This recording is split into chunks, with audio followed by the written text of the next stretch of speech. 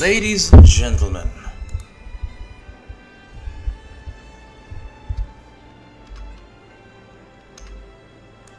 it is good to be back. Hello, everyone. Apologies for the delay. I hope you all can hear me. Can't see my stream manager. Oh, I'll use my phone as a stream manager. So, I'm actually, I haven't streamed in a while, actually, so apologies if I'm a bit rusty.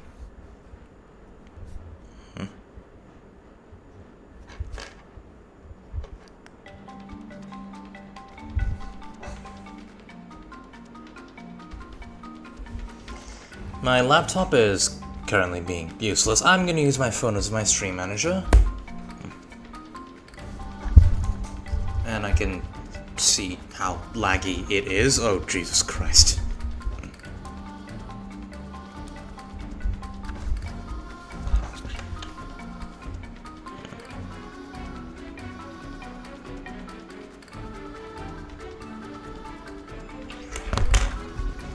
Ah, there we are. We're back.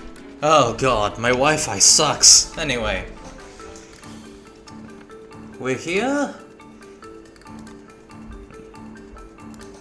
We're doing weekly streams now. It'll be in April.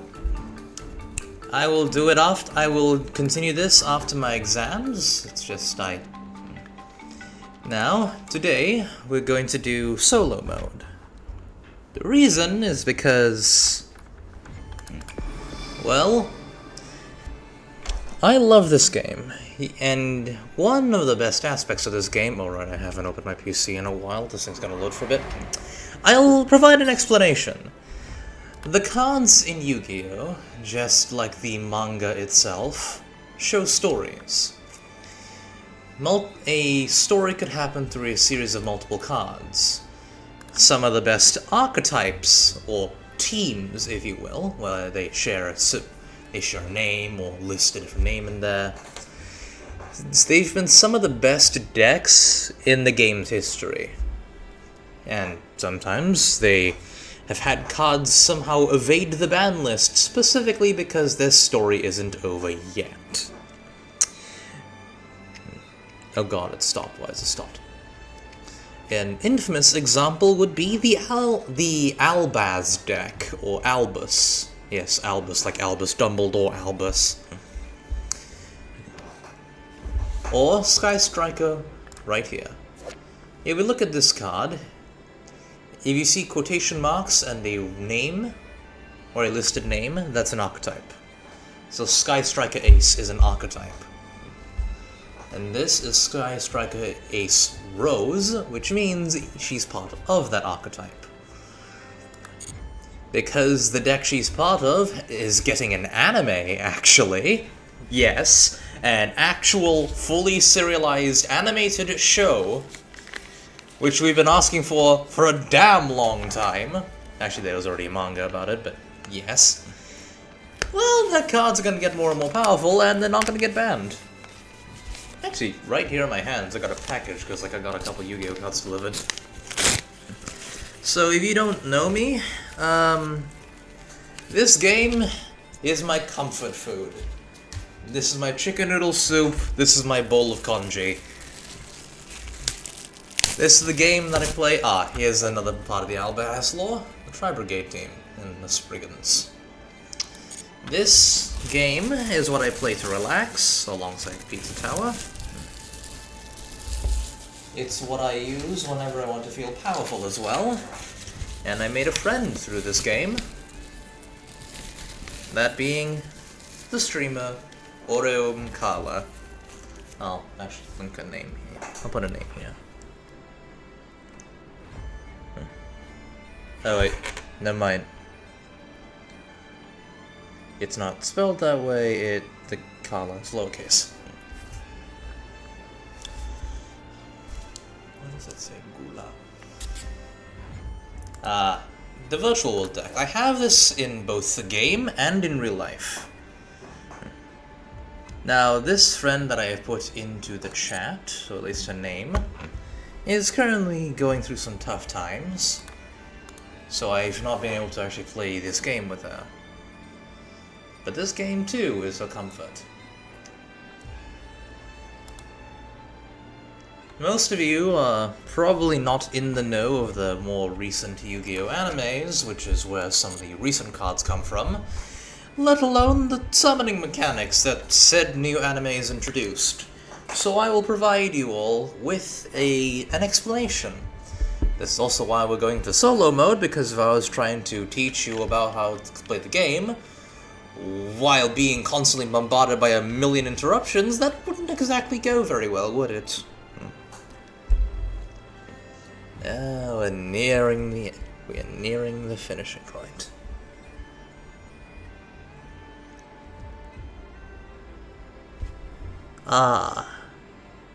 Let us begin.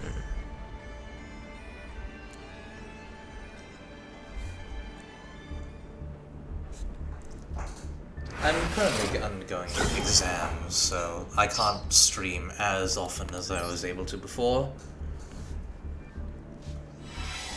After these exams, though, I can assure you I will be streaming a lot more. I look forward to that day. Now, let me show you... Wait, hold on, I need to collect this first. Allow me to show you the decks that I own, which I am very proud of. I don't have a Dynamorphia deck in this game, but I have one in real life, but I can't show it to you because, well, I don't have a webcam. This is a deck I'm trying to construct. This is also another one I'm trying to construct, so I will show you the ones I already have. First, DDD, Different Dimension Demon. The DDs, Dimension Demon, are the small ones. These are based on creatures of mythology and very famous scientists. So here we have Kepler. He's the one who made the planetary model. We have Typhon, which is Typhon from Greek mythology. We have a bunch of slimes. We have the Lamia, a man-eater. We have Orthos. Sorry, that's Kerberos. We have Orthos. And we have Copernicus, who made, well, the solar model. We have the Griffin. Then we have the DDDs. Different Dimension Demons. We have Oblivion King, Abyss Ragnarok. Or rather, what was his name? Kaiser Ragnarok. Kaiser Ragnarok in the original. Okay, here's Samantha Thomas, named after Thomas Edison. This card isn't big. Now, the DDDs are based on kings. The exception of this one, where it says Divine King Rage, but in the original, this exclamation mark wasn't here. So it's Go DDD, or God DD, Divine Zero King Reiji. The reason is because the man who used this card in both the manga and anime, which she has to have different stories, is named Reiji. Now for the DDDs. DDD Flame King Genghis. This guy will be reviving monsters like there's no tomorrow. Although in the original he's called Temujin, which is, you know, Genghis Khan's actual name. Well, his given name. Oracle King Dark, named after Jeanne d'Arc, or Joan of Arc. Temujin again. But as an executive this time, because there's business puns. Curse King Siegfried. She's not part of the archetype. This guy is named Brightness Hell Armageddon in the original, and is based on the villain from 5Ds. Wave King Caesar. Marksman King Tell, named after William Tell, hence why his body's an apple. Why he has a mounted crossbow on his arm. Caesar again, but an executive. And this guy isn't based on an actual king, but is based on a... Let me search up his original name, because his original name has a, D. So his name is not Deus Machinax in the original, it's Deus Ex Machina. The hand of the author, essentially. Let me go get his original name here. My laptop is taking forever to load. I'm just gonna minimize that window. Any day now, laptop. Please, for the love of God, load! What is going on with my devices? Why are they... Wait. Oh, my mistake. My laptop connected to the inferior Wi-Fi. Briefly. Apologies. What are the... Okay, in the original, his name is DDD Shachio Deus Machina, or DDD Amnesty King Death Machina, or Deus Machina, Deus Ex Machina. So Shachio means founder, like the founder of a company. I'm not joking. Most of these cards have puns. This guy is not called Doomkill Armageddon, he's called DDD She-Or Hell Armageddon. So, King of Demise. Hell Armageddon. But She-Or sounds like CEO. CEO. So the original name is DDD Death King Hell Armageddon. But She-Or is CEO. This is the CEO of a company. This actually happens. So because of that, I'll be using this deck to show you all the summoning mechanics minus rituals. Oh, never mind, we'll have the dual trial. Alright, there's 3 decks in this. This one is a good old-fashioned monster beatdown, using the fusions that everyone remembers from the anime, well, the original one, from Yugioh Duelist. These are based on, like, random pack filler monsters from back in the day. That's not Karibo, actually. And these things are like weird chimeric fusions of them. And link monsters, which are easy to explain. The monsters become the arrows, and then you can only summon link monsters to points where the arrows are from, or the plug box where they originate from. Now, then there's this, pendulums. The one everyone hates. But I like them.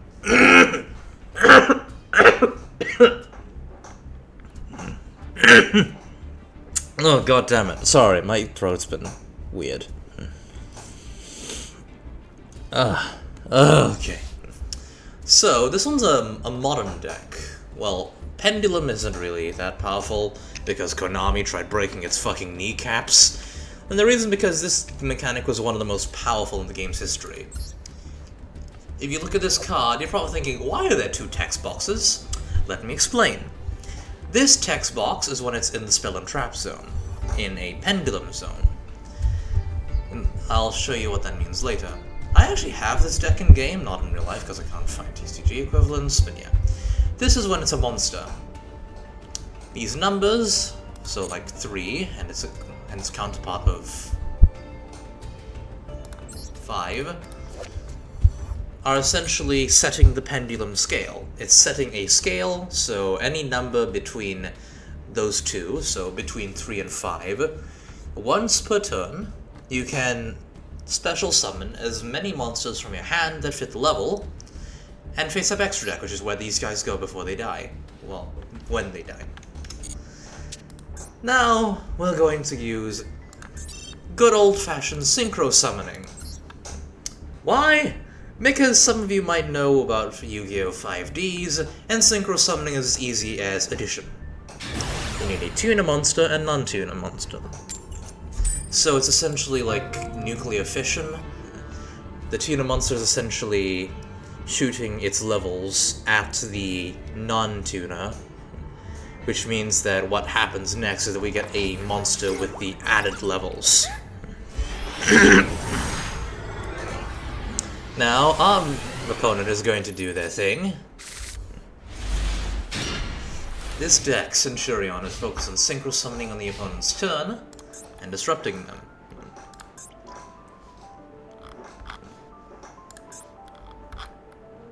Summoning level 12s, quite easily actually. Now, Valmonica.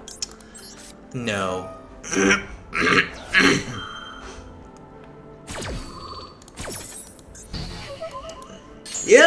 ain't getting that shit, honey!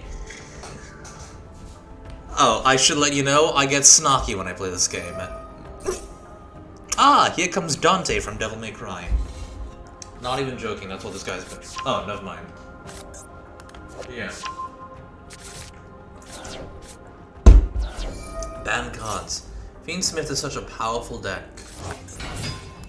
Dante, the son of Sparda.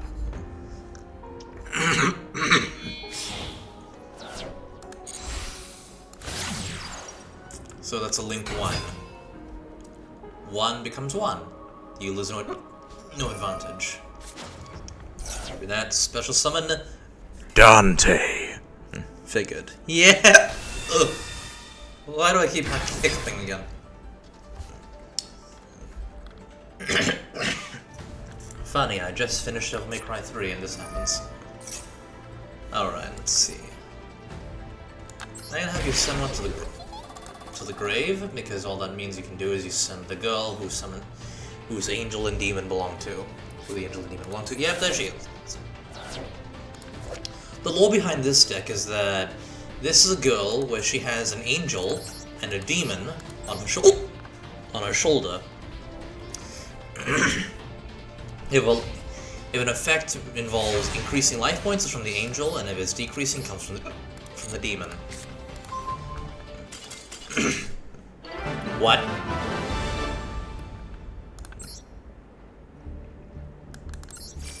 What?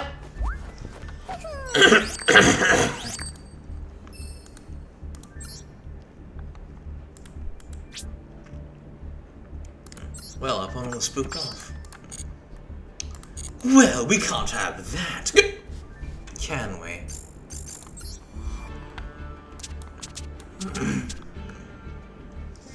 To show you the deck that represents...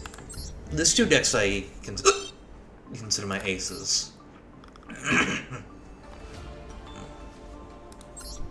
The Insect deck, which is not complete, as we still need more support for, yeah, I'm still waiting for the new Battle Wasp support. I have the full deck in real life, though. I'll probably put a deck profile on my YouTube channel in the future.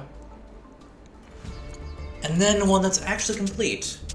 Albeit I had to adjust the ratios for budget reasons. I literally just named this deck My Soul.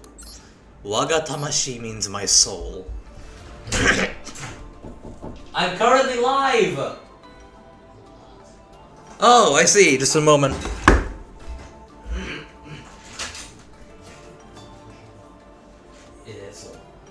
Oh, yeah.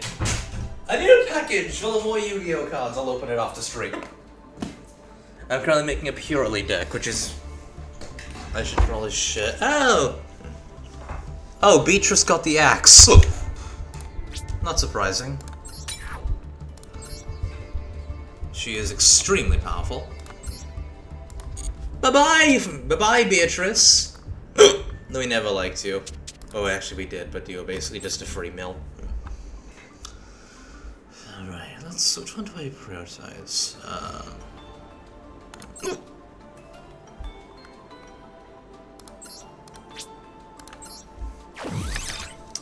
I'll explain what this deck is later. Now back to this deck, which is already complete. I suppose I can summon one more Xyz monster. It's rank 1.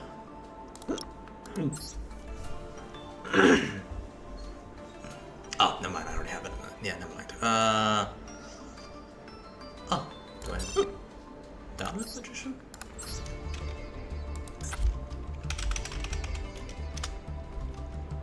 Ah, I have her. So this is focused on ritual summoning. With mechanical dragons from space who use Dyson spheres as power sources. A Dyson sphere being literally going wrong, how them hiccups treating you. They're treating me horribly. Anyway, I'll show you how this thing works. Down to donate later today. Ah, very nice. New donuts. Ugh. Fuck. We also have a ninja deck, but that one's a bit boring to watch. Oh yes. Vanquished Soul. Ryu from Streets! This one's nice. Although it relies on revealing your hand for card effects to happen, so... I'm going first. Which means the opponent must be using an OTK deck or something, maybe 10-5.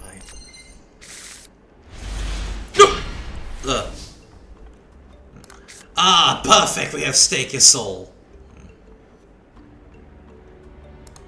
But first...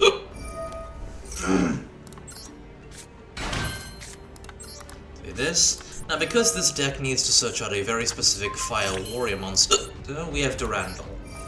We send it to the grave. We can add a level 5 or level 5 monster, Fire Warrior monster to a hand. It's a Razan. Now, the best card in the deck's Stake Your Soul. The fact it's not an archetype, it's not a named part of the archetype, is a fucking war crime. No, we will not do that yet. This guy will add monsters from the deck to the hand. We will be searching for the boss, the M. Bison of the deck, because this is based on fighting games. Kaiser Valius.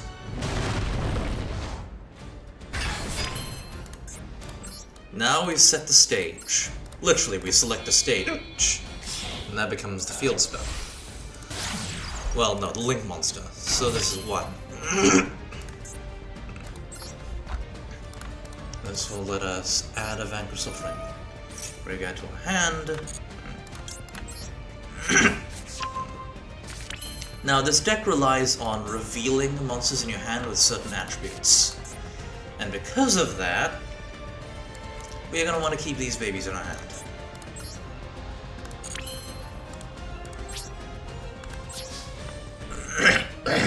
Enjoy your lunch? Ah, indeed, enjoy your lunch break.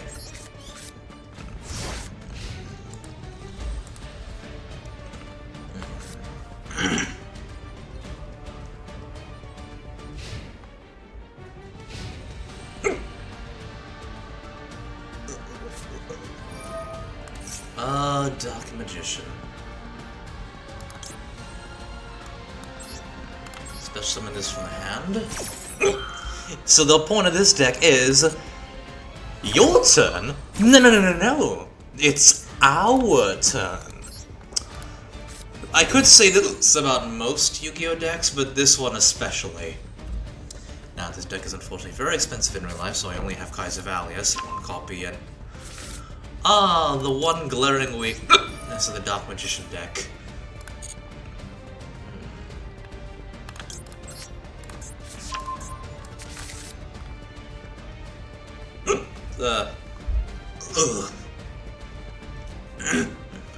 Fire, Dark, and Earth. Which means we get a free pop, or we destroy a card on the field.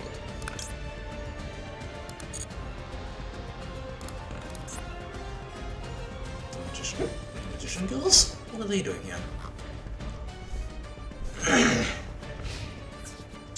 And you're probably wondering, why do you have a 0 attack monster in your field?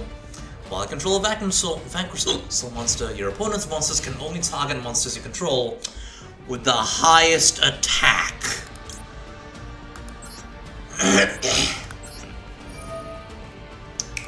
Pop it.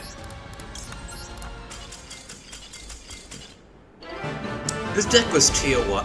This deck was in the metagame for a while, so... makes sense why this person would be afraid of it so. Ah, gems.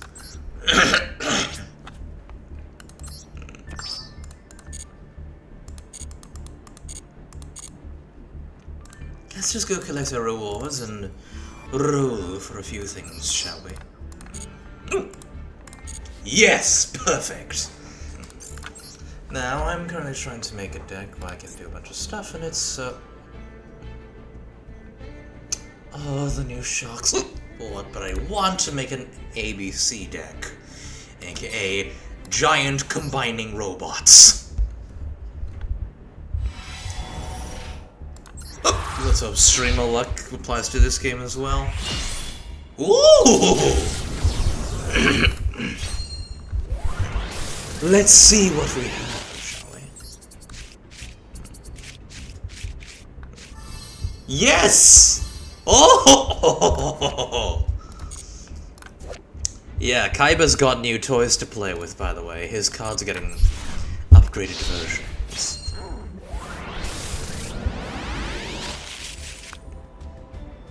Gold Gadget, okay.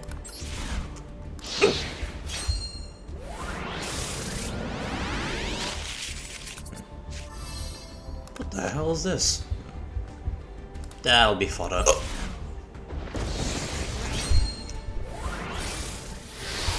Oh!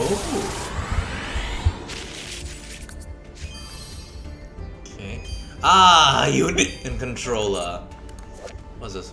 Kochobo's Himatsuri. Who the hell? What is a Kochobo? It's causing hand a graveyard against target monster on the field for the rest of the turn. You can special summon monsters from the X-Ray. So these monsters special summon this card, but it's... Oh! It's an extender for Xyz decks. Very lights, so yeah, stomach issues, so you ordered yourself cheese salad with couscous. Nice.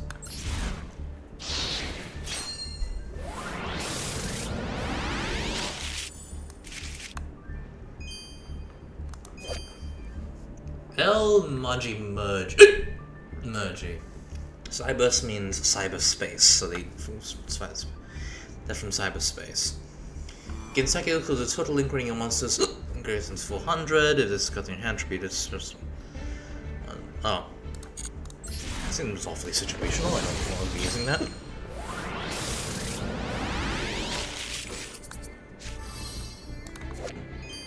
Flying Mary the Wandering Ghost Ship. You can target one of your level 5 or higher zombie monsters that is banished on your graveyard. Place this card in your spell trap zone as a face continuous spell, and if you do, special the monster. While this card is a continuous spell, you can target one level 5 or higher, destroy one of your controls attack. Oh! I don't think I'll be using it though. Ah! Who remembers this part from the anime? If a Kuribo monster is on the field, special summon this card from your hand. An opponent activates a monster effect on the field, equip this card to the opponent's you control to that opponent's monster's equipped spell, and its effects are negated. Ah, remember when Kuribo ended up jamming inside 1,000 Eyes Restrict? Yeah, this is the card now. It's beautiful. Ah, no ultra rares though. This will be grinding for longer. Oh, skip this.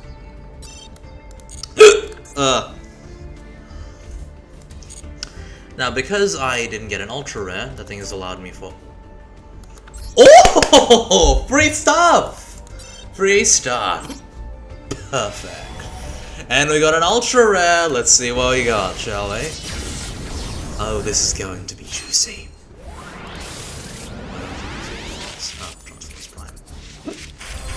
MX Saber Invoker, yes! And I'm not getting your deck, but MX Saber Invoker!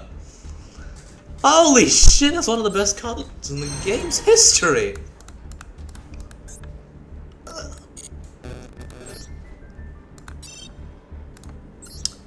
Now, for this one, another ultra rare! Yes! Let's see if I can upgrade her deck, actually. Oh my god! There's so much stuff! Oh, yes! Perfect, and I don't use that deck. Oh my god, there's so much stuff. How much do I have for this, actually? I have the game. In real life, it's too expensive. That was a good pull. True Awakening of the Oath-Bounded Knights. This one's I'm less lucky with. Alright, alright.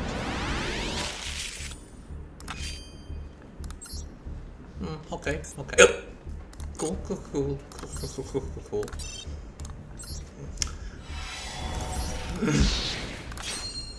Well, I guess all my luck is already used up. Oh. Good. Not so good.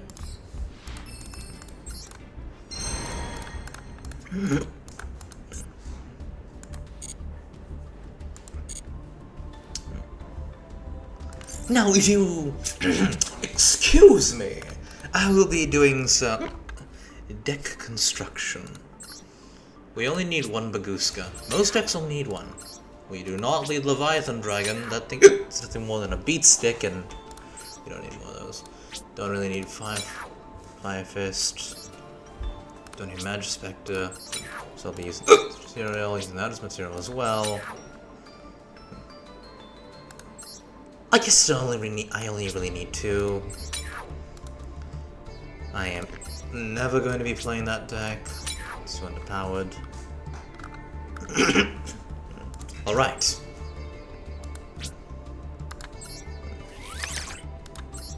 This deck is themed around carnivorous insects and plants, which make lures that look like, well, petite women for some reason. This is the best example of it. That is not an actual anime girl. This is a lure. The plant standing behind it is the actual creature. Yes, these are carnivorous plants. And also a Rafflesia, for some reason. This is what they actually look like. Yeah. This is actually this big old chunky boy over here. And because it's insects, I have a certain amount of cards which can support them. Which I actually have in real life, by the way. Is there any other cards which I can dismantle? Ah yes, this. Don't need Singularity Fiend. Don't need the Ghost Ship, because... rather... situation. I don't really have a zombie deck I can use that effectively, so... Okay, so 2 more cards left for the main deck, and then a bunch of cards left for the extra.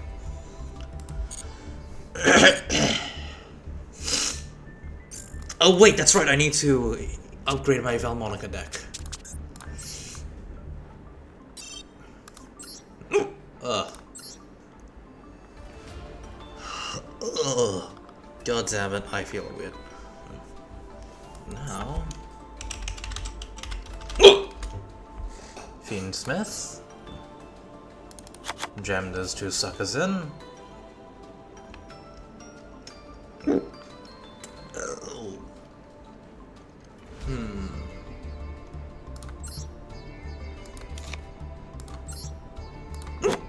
Oh, wait, let's stuff these in. We have a 15 card limit though, so we can't use too many.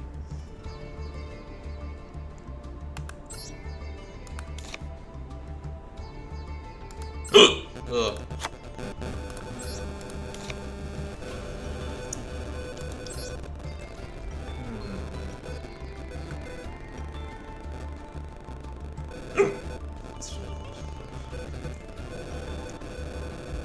Looks good. Let's put that in.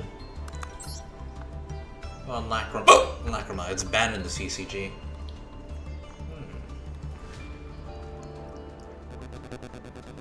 Why is it banned? So this one takes 2 Light Fiends. Yes, I don't really need Kage Tokage. Do I have another Goblin Berg? I have another Goblin Berg, let's put that in. Ugh. And now, for my Labyrinth deck. Wait, how many? Oh, I have 4. Okay, I can dismantle this one. There's a 3 card limit. set when Kaiba tore up the 4th copies of Blue Eyes White Dragon, so yeah.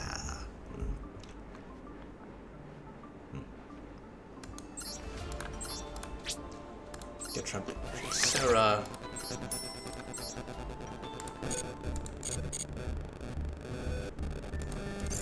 Now, you're going to be seeing me do a while, so I might as well mix up which deck I use. But let me try and find an opponent who will actually not cower in fear as I use Vanquish Soul, or VS, versus. Going first, of course. We want to be able to set up our defenses.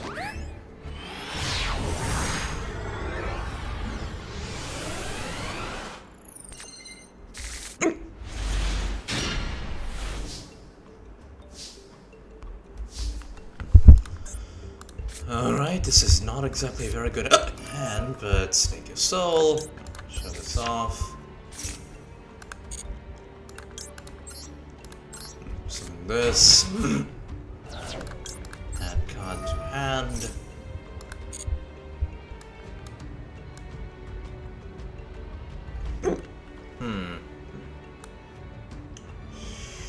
Let's add this, actually.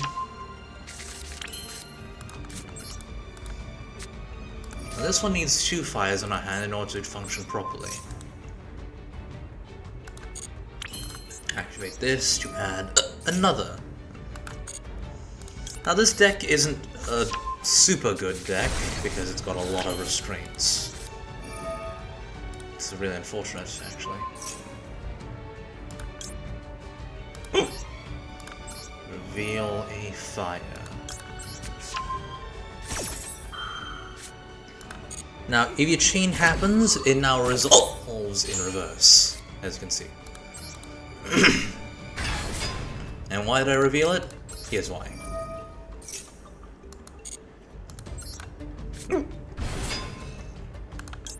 Activate this.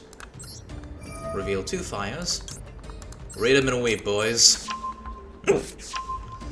Now we add any Vanquish Soul card from the deck to our hand.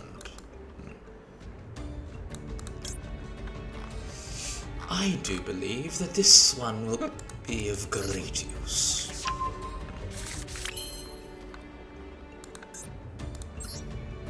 And of course, burn to the ground.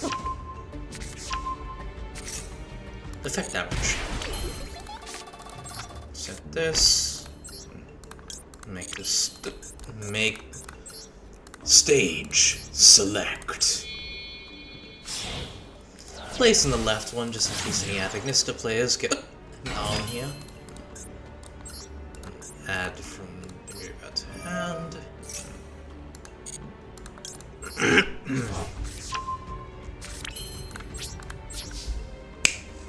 End phase. Now, let's continue.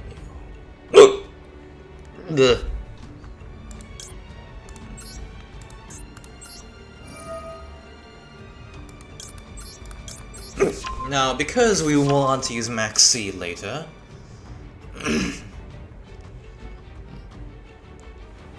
we're gonna add an Earth Monster to our hand, who is a Vanquish Soul, so we can use this thing's effect to discard it in order to, activate the spell effect of whenever opponent's special summons.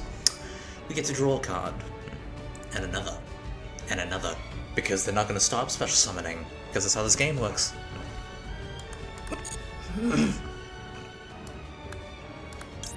As a Valius to our hand. Sa dosuru.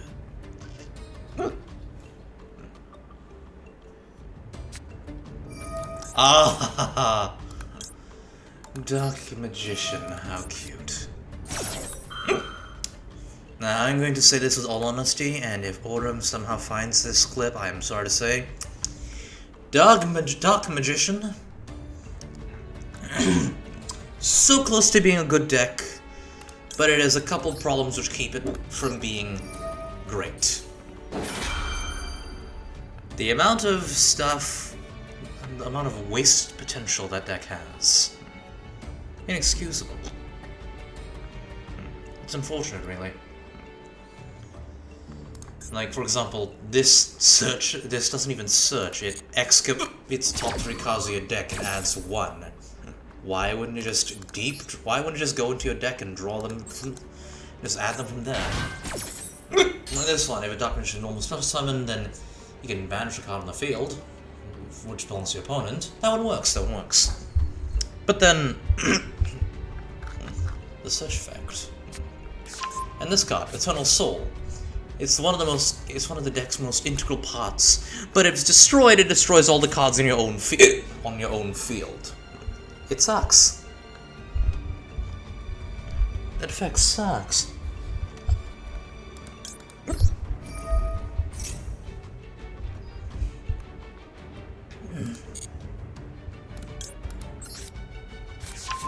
Dr. Madla. I assume this is a reference to... These cards are based on fighting game characters. Well, fighting games. This is M. Bison. I've never played Guilty Gear. It might be Guilty Gear.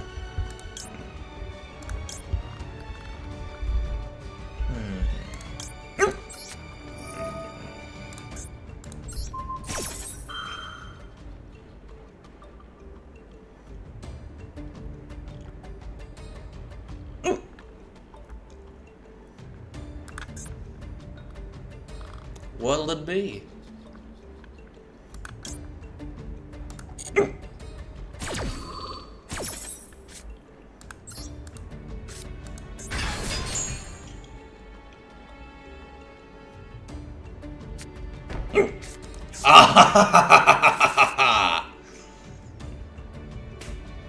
You've revealed your hand.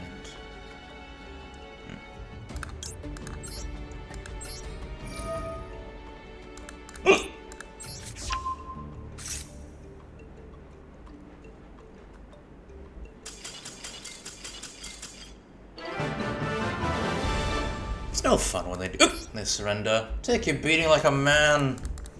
Like, take your beating.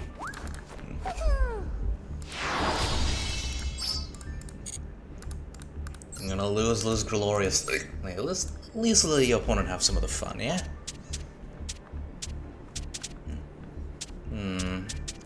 Well, we're not gonna get anywhere with that, so... Big chunky monsters. From space. I'm gonna go get my frittata di pasta. Morning. Just an omelet made with leftover pasta. If I needed it handheld. First or second? Probably first, right? Which means I'm going second, right?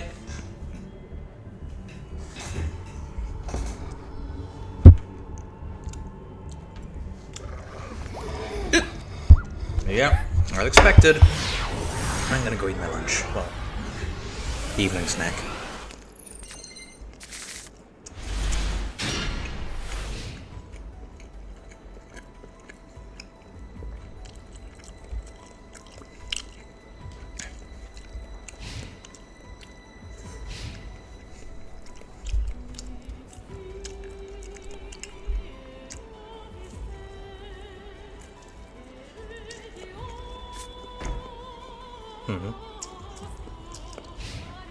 What?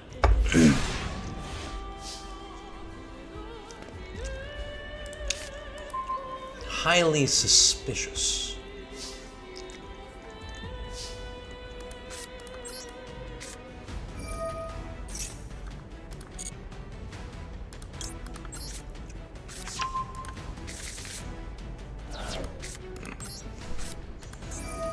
This is a special summon. Which will be attributed later, so let's bring out... yeah. Dragon new 2. This will be bait, if that's negation. That is not negation. What is it then?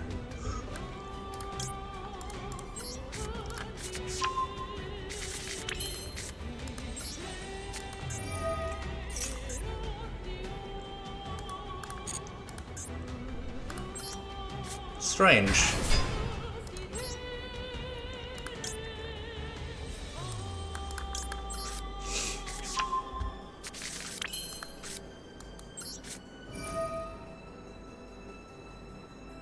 Repeat this in my hand, which yes, you can. This deck can do.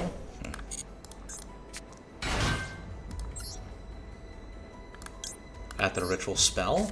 This is a bit different. Instead of levels, it's matching attacks.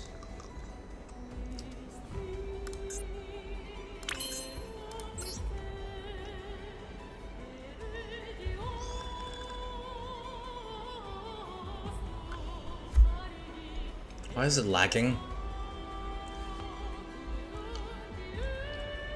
Oh, god damn it.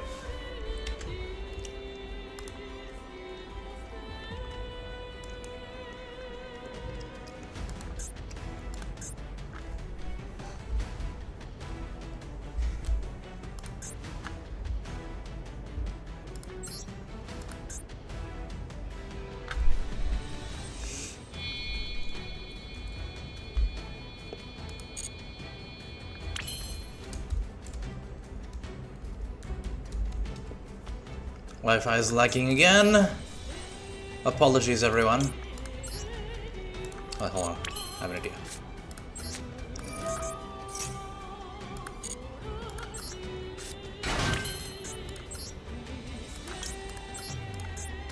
One, two. Yeah, just that much. No more than that. Use this and a dry trunk to a grave.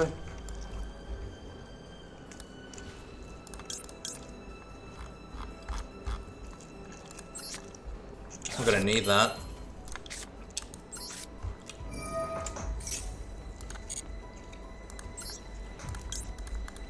Save that for later if the guy's still alive.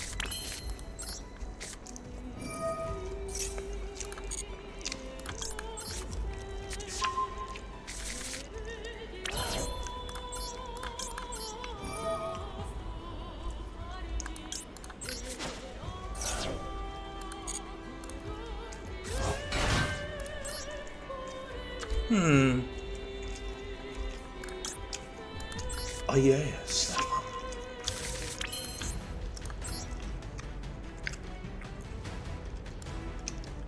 one. Yep.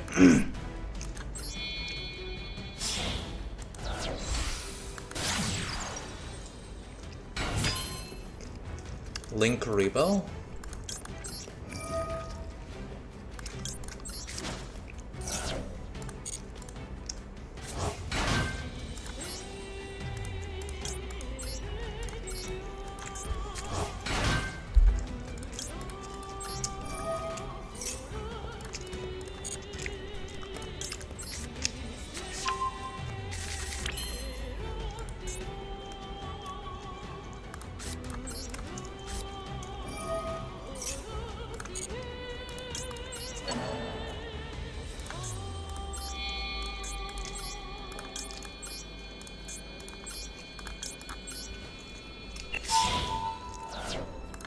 There. Drytron Meteorus DA Draconids.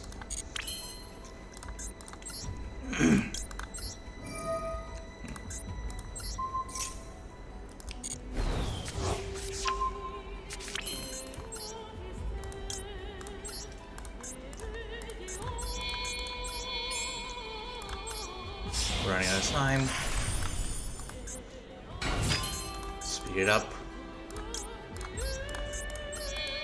Future number 0.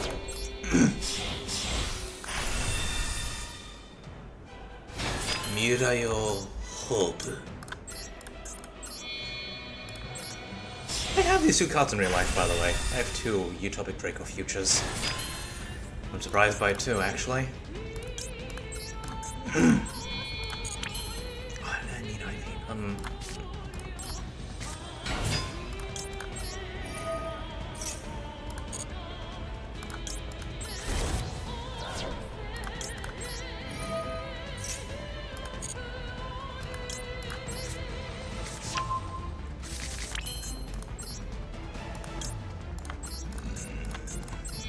Tuna plus non-tuna. We will kill them here and now. 1, 2. A pinch of salt. Oh, come on! Why do they keep doing that?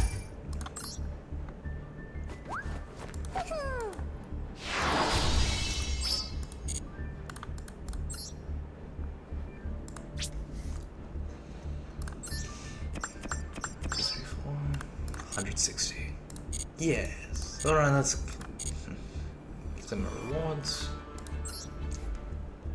Got that.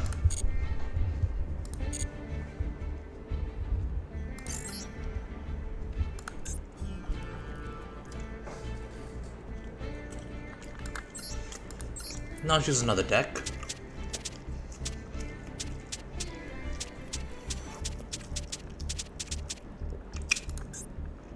The toolbox. Wait, what? It doesn't have cards that I have. What do you mean? Ah, Beatrice. I forgot about that.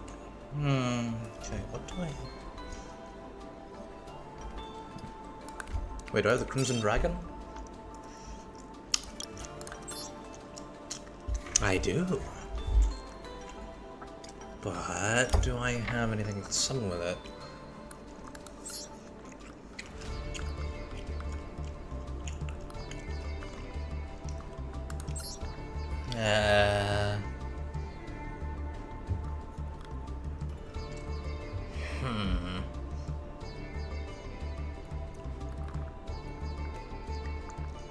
It's better than nothing, I suppose.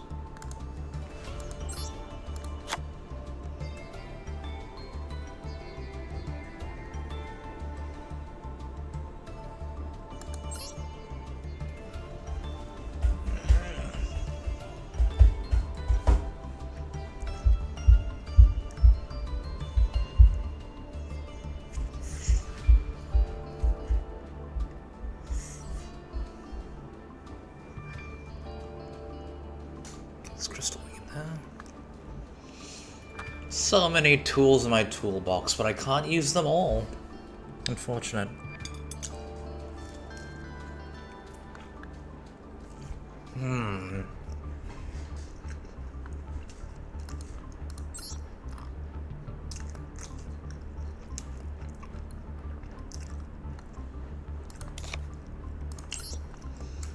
Maybe Yugioh can take a back seat.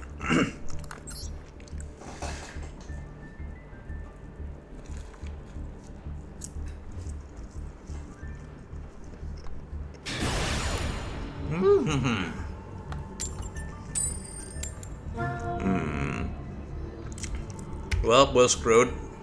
Let's see where this goes.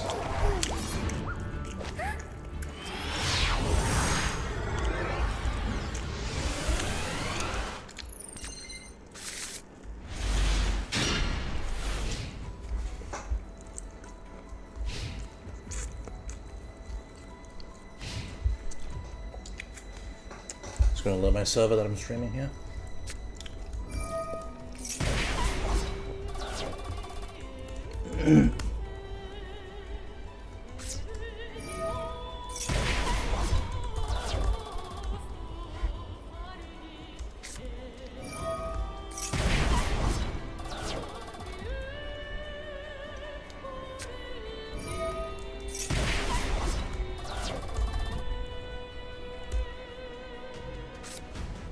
Hey, what's the link to 5Daygamers?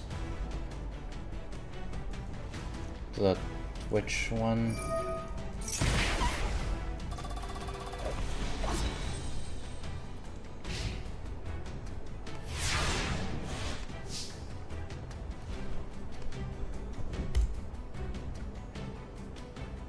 Ah, there we go.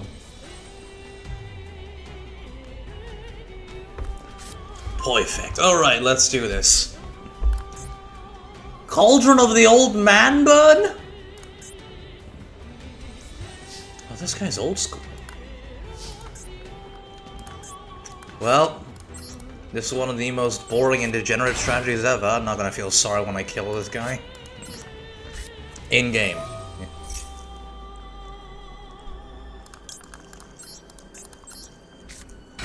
Now,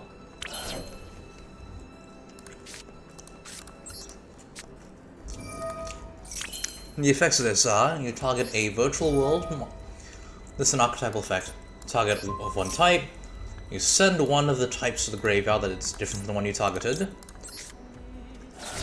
And you do something else with the other type you didn't choose.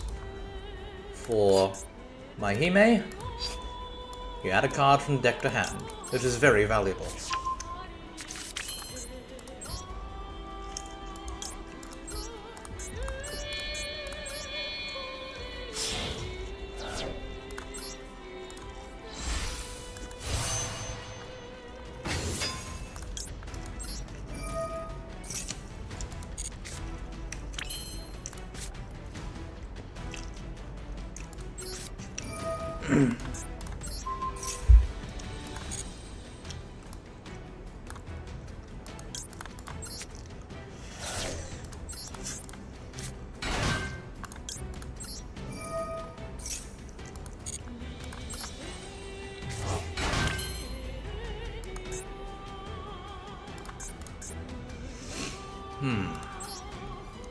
Now we can do some level manipulation for this one.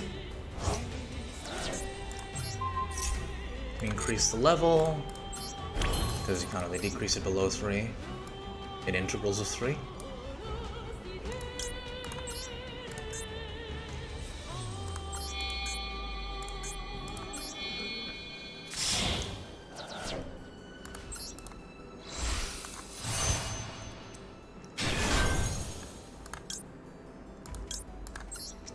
Shuffle Banish back to the deck. Use this in order to block that effect from negation. And let it resolve in reverse.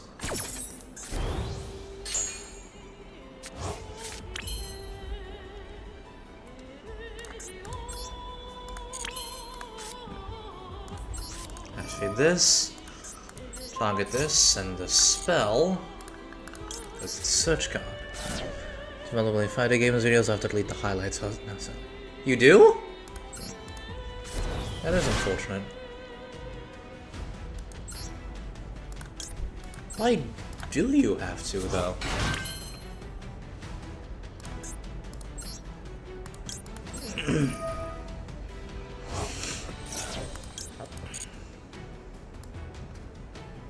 Card from deck to hand.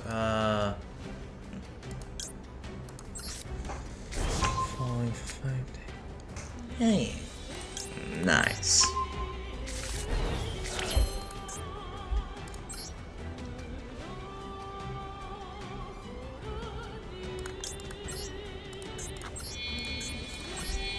Twitch only allows 100 hours of highlights. What? That sucks!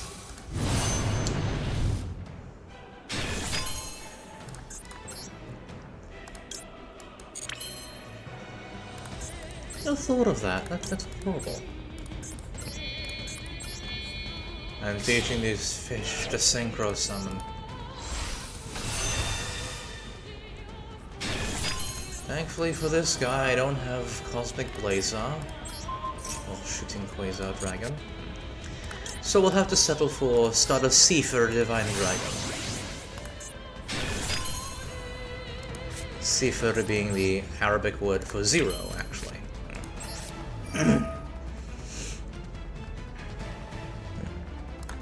5 days and that's 120 hours, meaning 5 days is too long. We also have pre-stream holy bonuses. Oh, that sucks. Maybe we can get like a YouTube clip channel or something.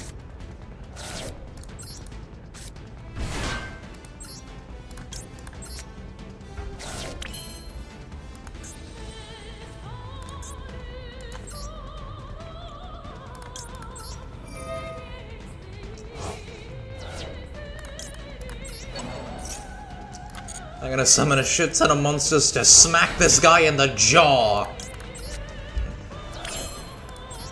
I'll teach you. I'll show you what you get for playing goddamn old man burn! I'm going to send you to the Shadow Realm myself.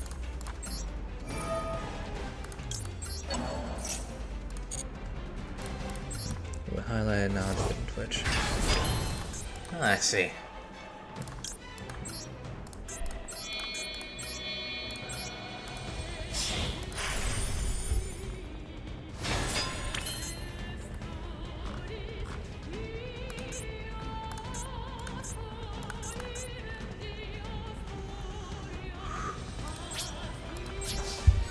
I'm going to bury this guy into the fucking...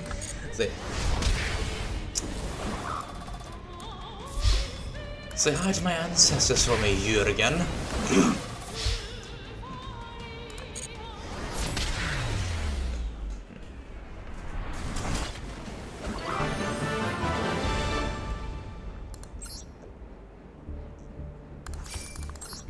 Fucking hate burn strategies.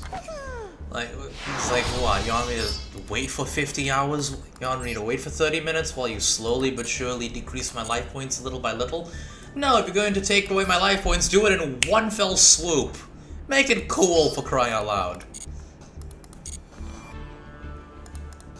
The only control decks I like, if that matter, are like freaking Dynamorphia, which I play myself, because like, you decrease your life points to so low that it's like, it's a fair trade-off. You control the deck, but...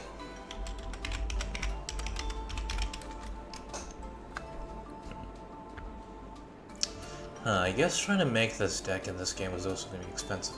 It was really cheap in real life, too. It'd be nice if you could just, like, scan your actual IRL Yu-Gi-Oh cards into the game and you just get them for free. Although I guess that would be pretty bad for balancing, because that would mean that rich players would already just get richer and stuff. It's unfortunate.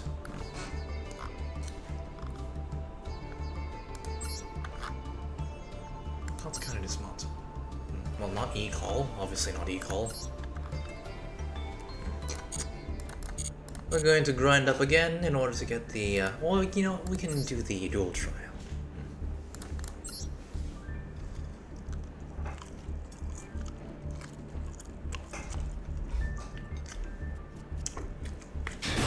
That was quick. Siege.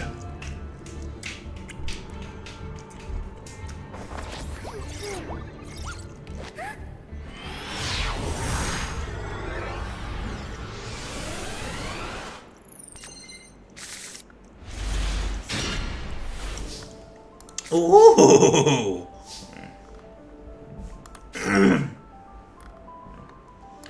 This is set through the deck, so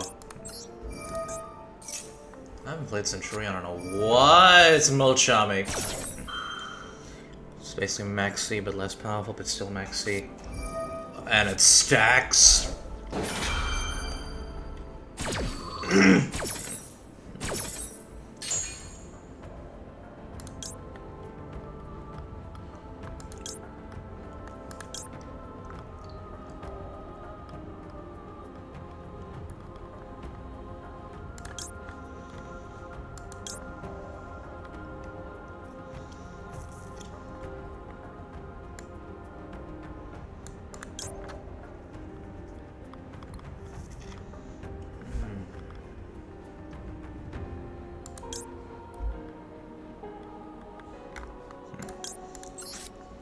Field Maho.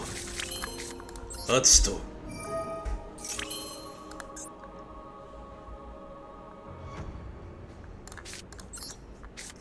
Activate bonfire, a fire monster.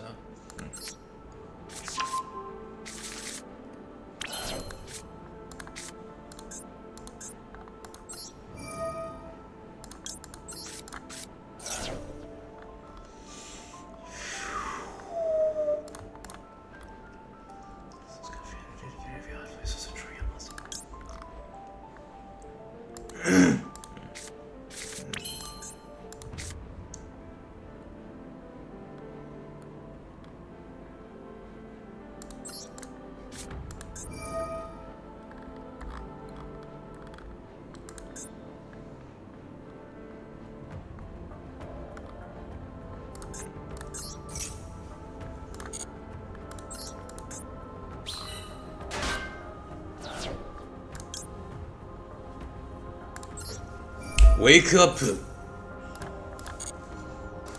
Three.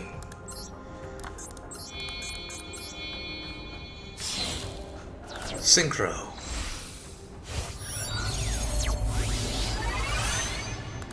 Primera Primus. And an emblem card from your deck to your hand. then you can destroy 2 cards. What is this?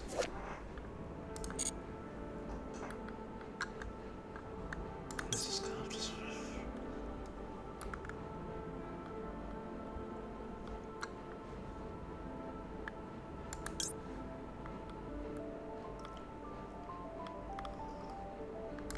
Emblem of Oath.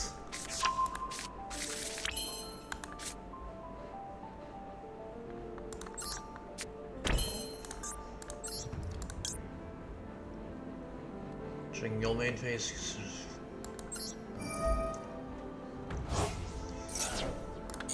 I see.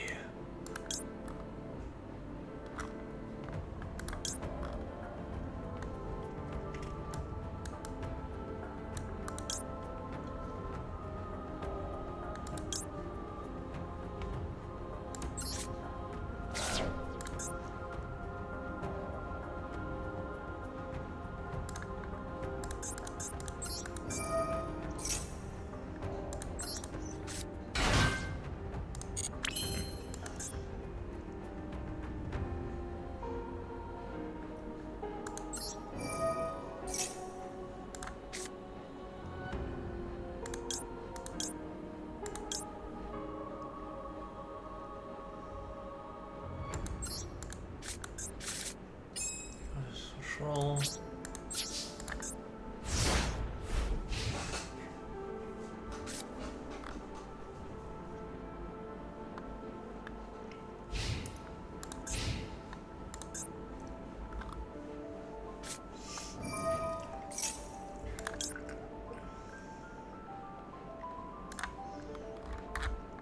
This one is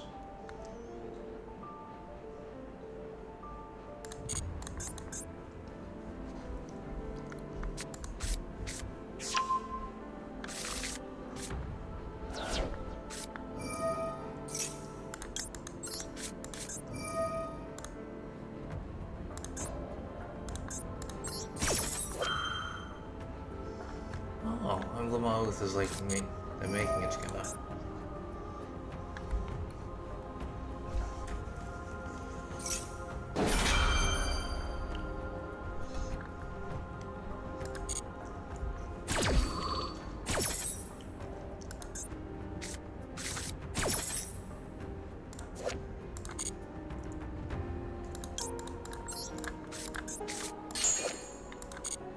What's the tuna? That's the tuna.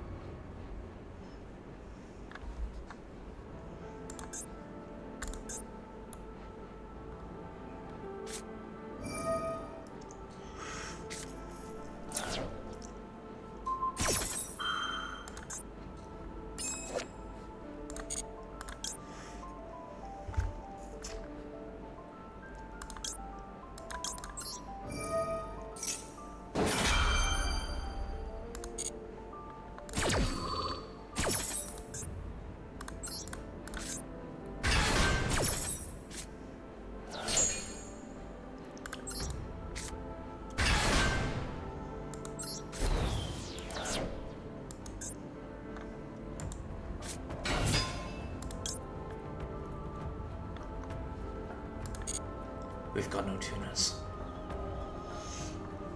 Yabaizo.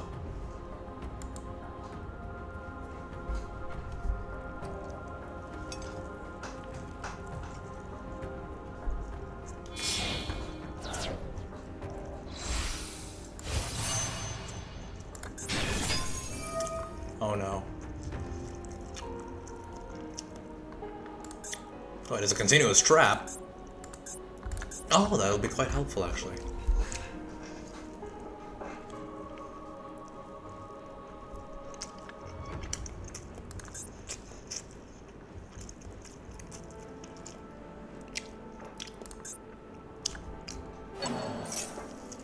Mm-hmm.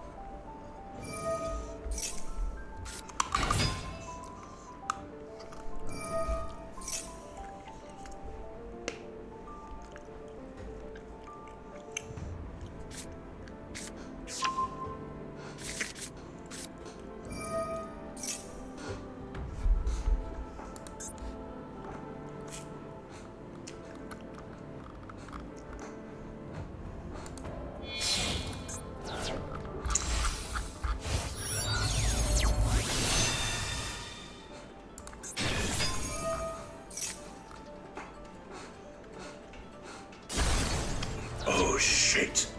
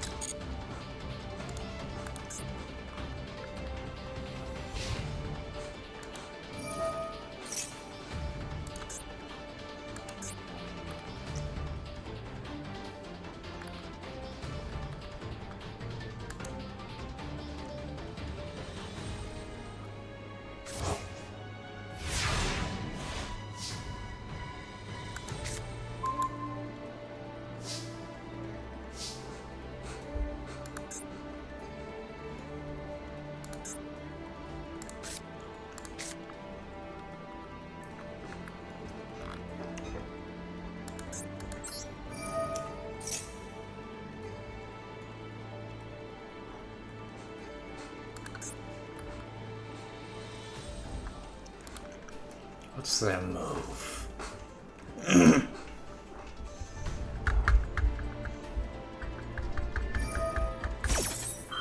They're gonna synchro summon again.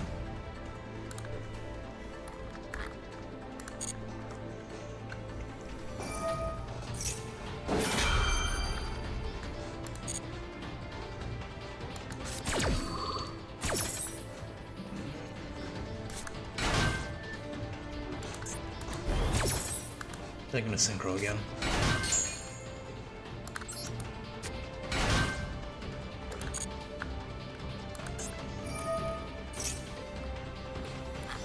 I need tuna monsters.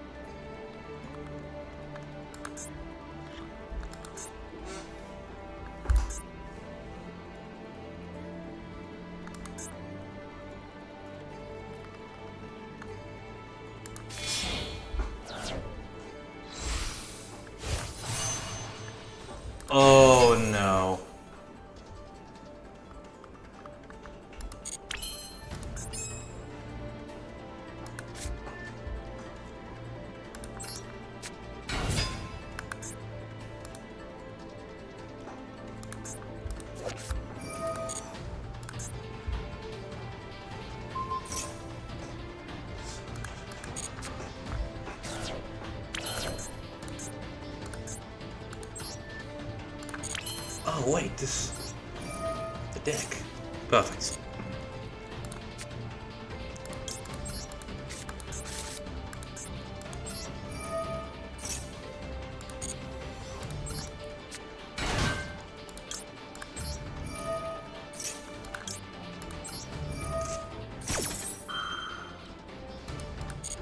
Shinku Shoka.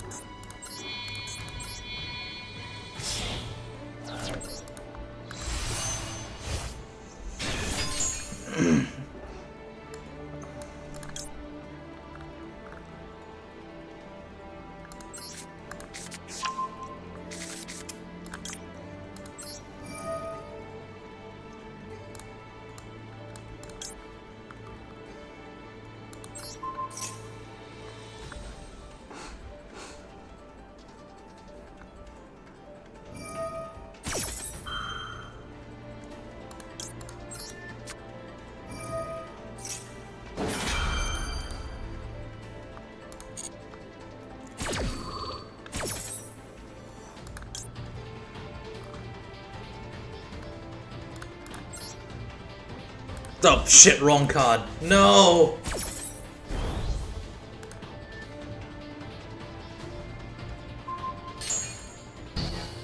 God, that wasn't a tuner. This thing good.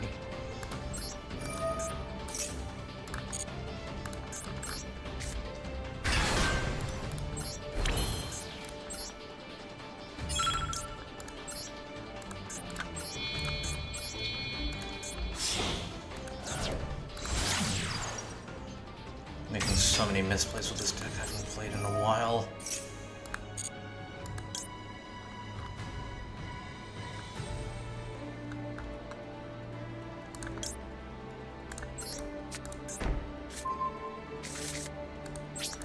I haven't played this deck in so long.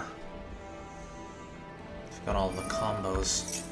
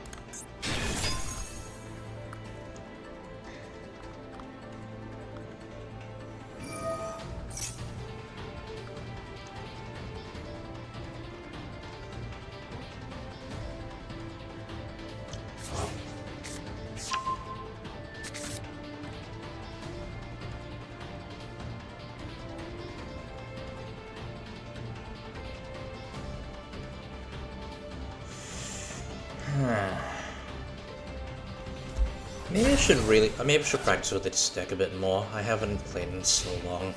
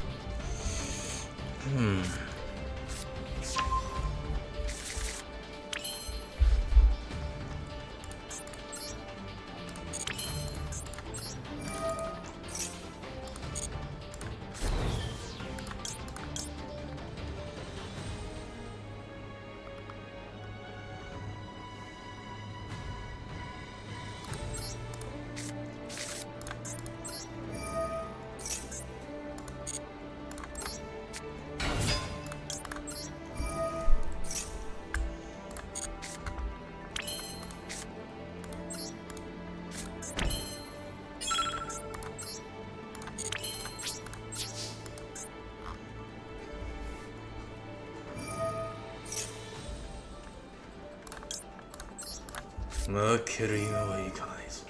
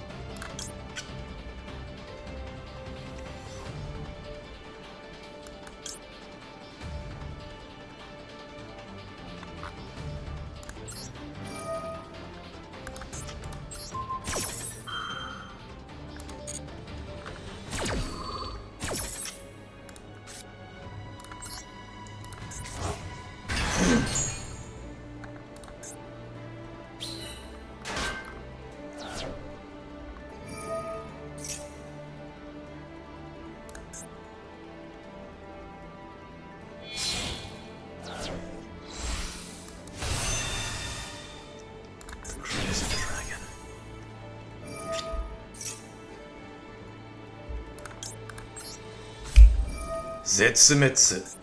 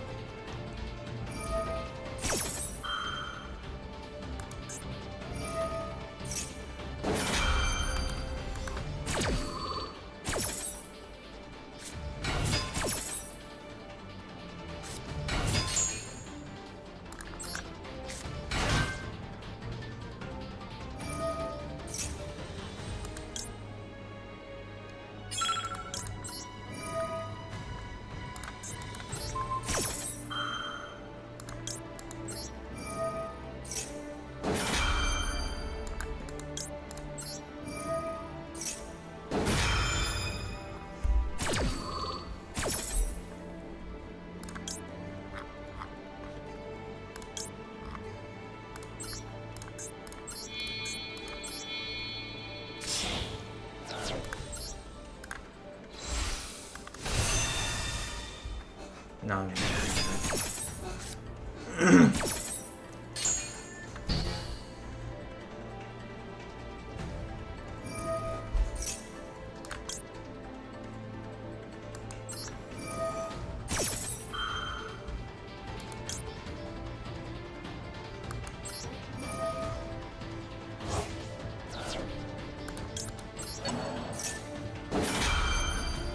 Now I'm getting the hang of it again.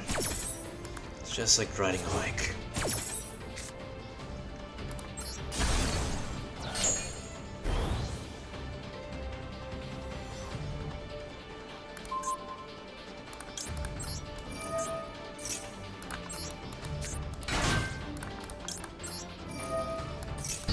Oh right, I did a call by the grave before.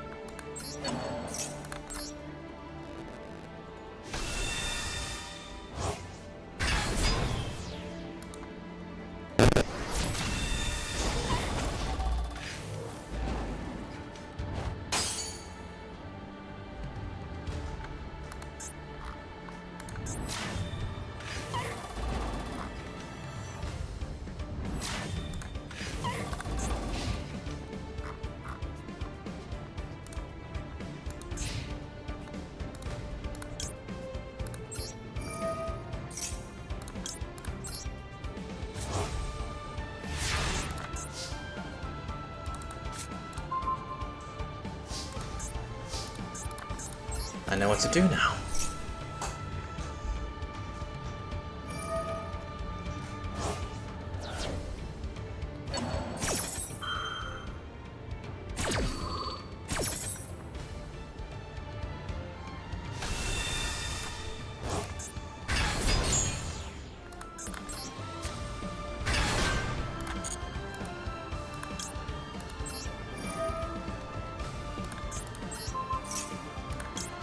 I can do anything.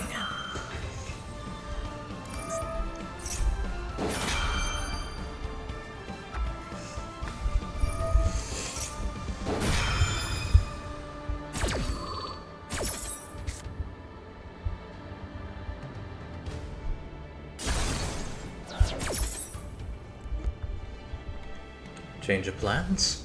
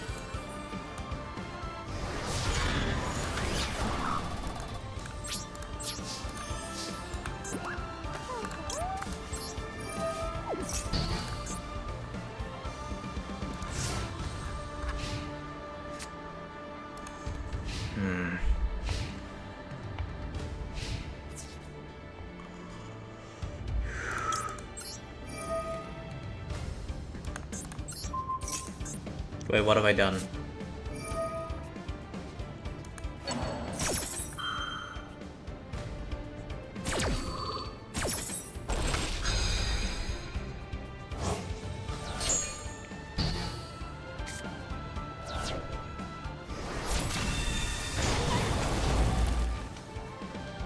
GG's.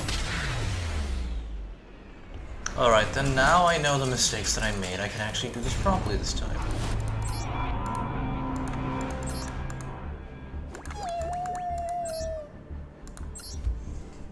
Let's do this properly now, shall we?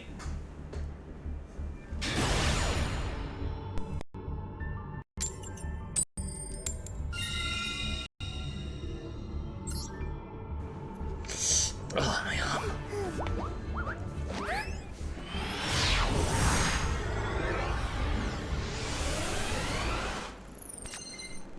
Get that fixed.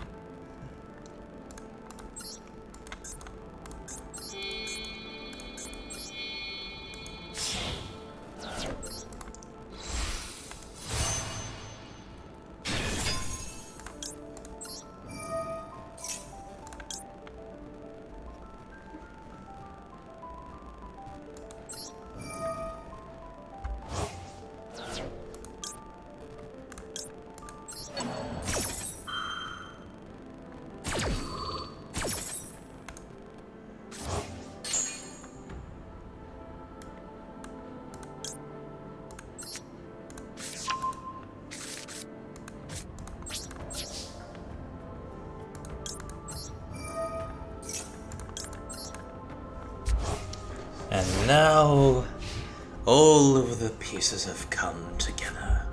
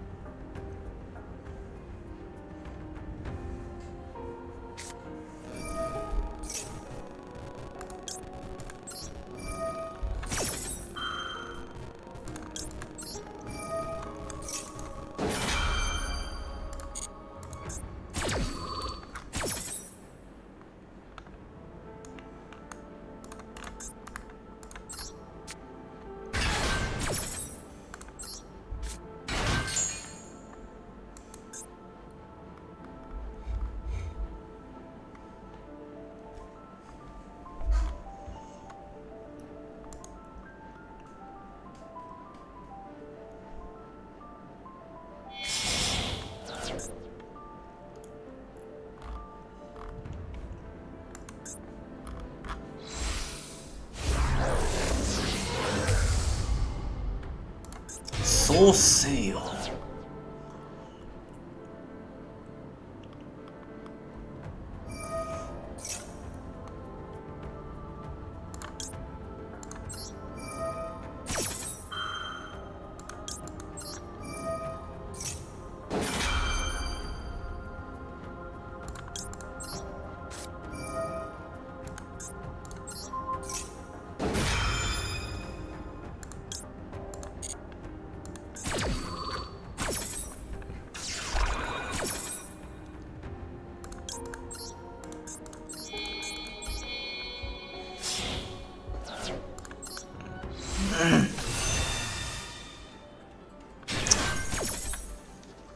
Let's kick things into high gear, shall we?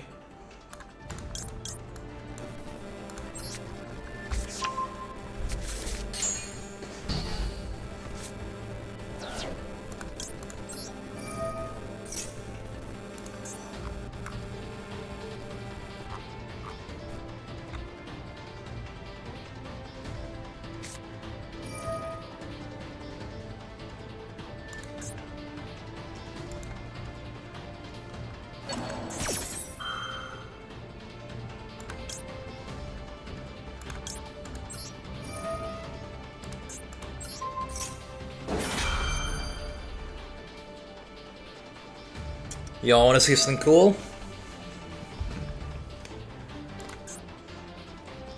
Your effects are negated, buddy.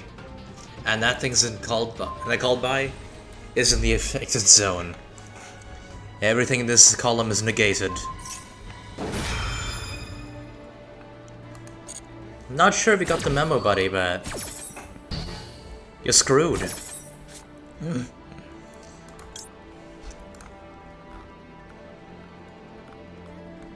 Complete and utter negation.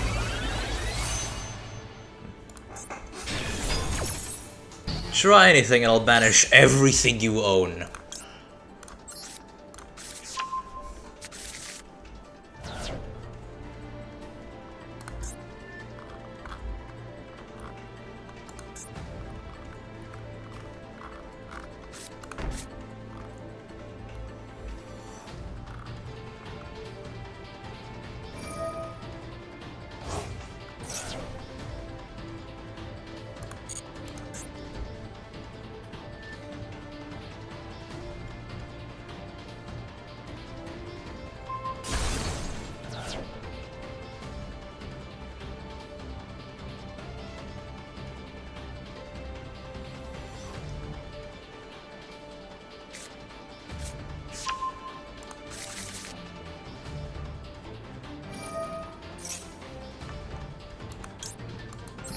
No.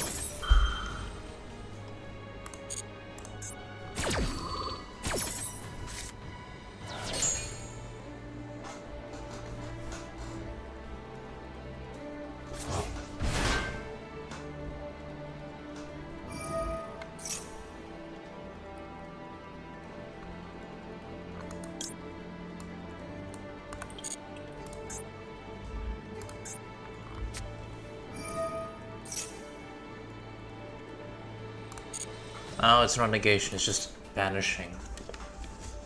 I see a mistake now.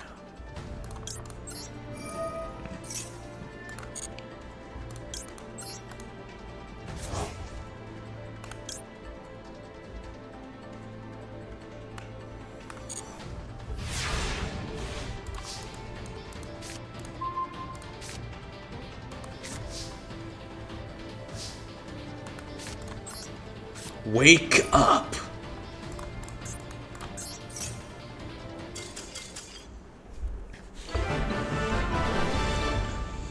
And they fold. I recently cleaned linen.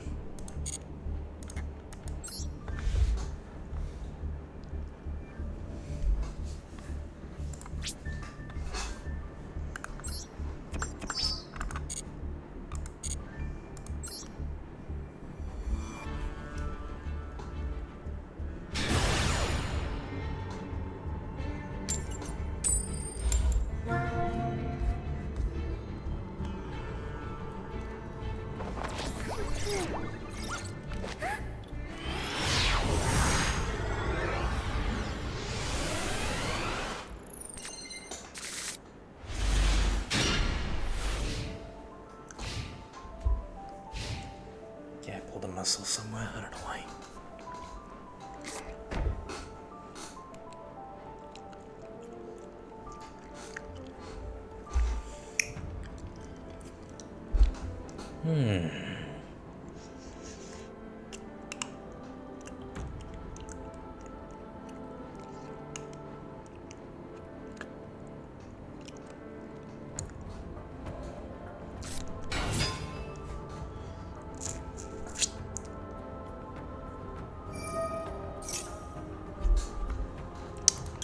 No. You don't get to do that, Matt. Jay.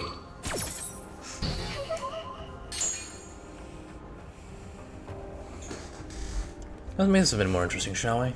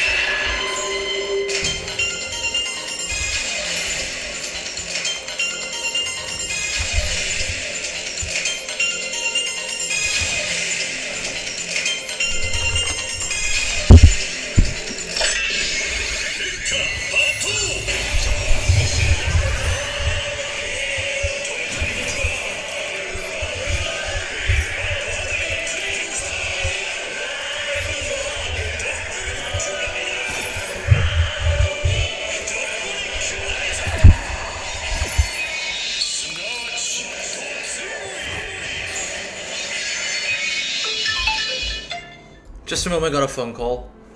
Yeah? Says. Saya stream.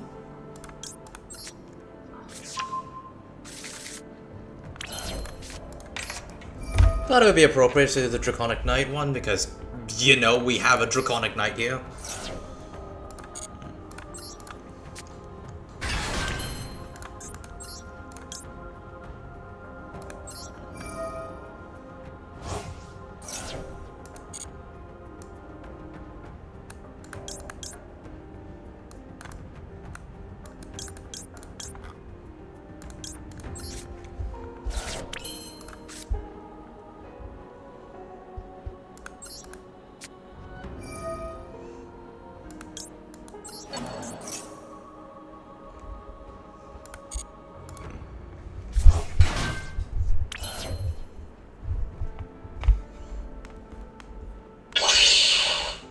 And now...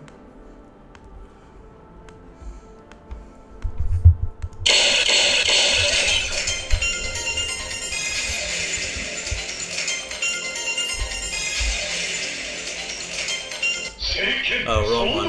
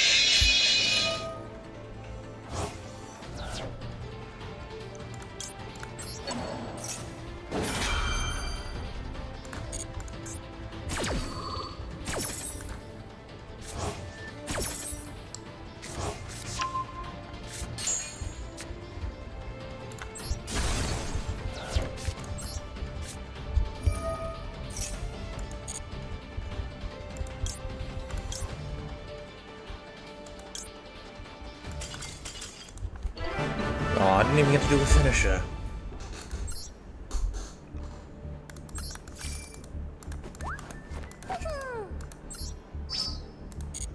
Onslaught of the Emperors. Oh! An ultra rare, very nice.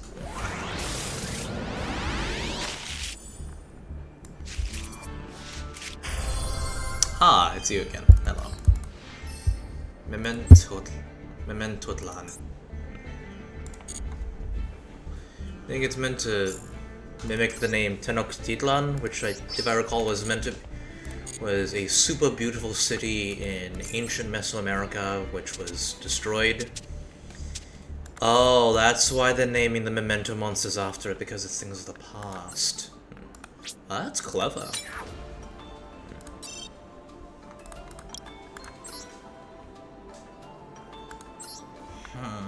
Do I really need this guy?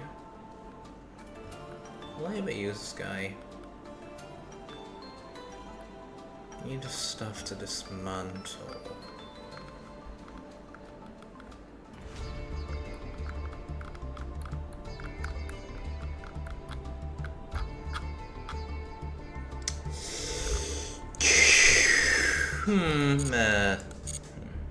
I'll hold on to it. It's generic enough to the point that I can use it for anything. Now for the story.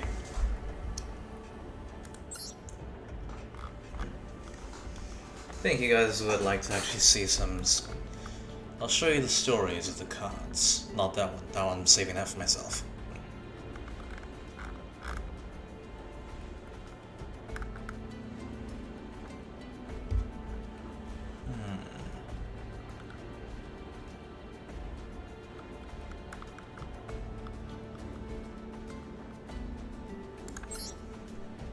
Ah yes, the Star of David in the form of a giant white dragon.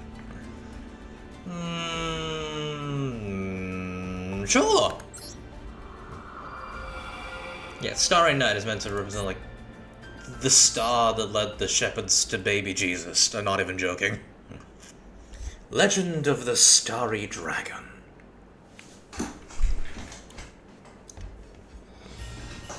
One starry night. Oh wait. Some spend time with their family members. Others spend time with their loved ones and pray for another day of peace and wellness. On this night, when the world was full of happiness, a certain ancient legend is told. The legend of the Starry Dragon. How's my stream going? I wish it was a bit more eventful. A holy dragon appeared on a beautiful starry night, with a knight with a white robe on its back. The good are given a blessing and guidance, while the wicked are thrown into holy fire that burns away evil. The tale is passed down from parent to child. It transmits that the parents wish that their child lives a pure and righteous life, so that they may one day receive blessings from the holy dragon. This is why it has been told from generation to generation. For the uninformed, it is merely a fairy tale. However, there is a hidden truth to this story.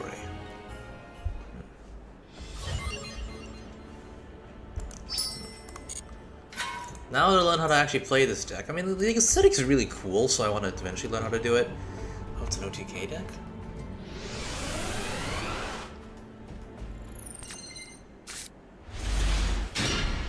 Huh.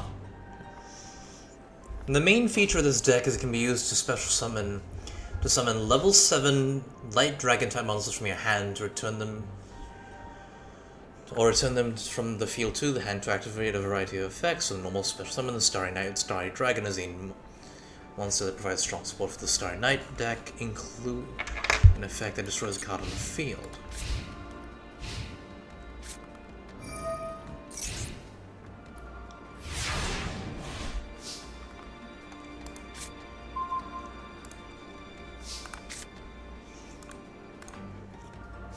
First, we summon Starry Knight Rael. We activate its effect and add Starry Night Sky. That one? No. You can normal summon one in addition to normal summon set.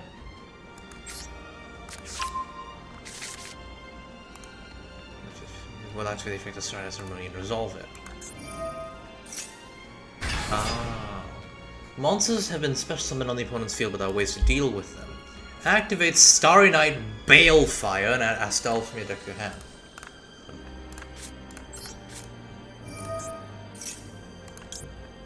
Wait, are these named after angels? Like, activate Starry Night Sky.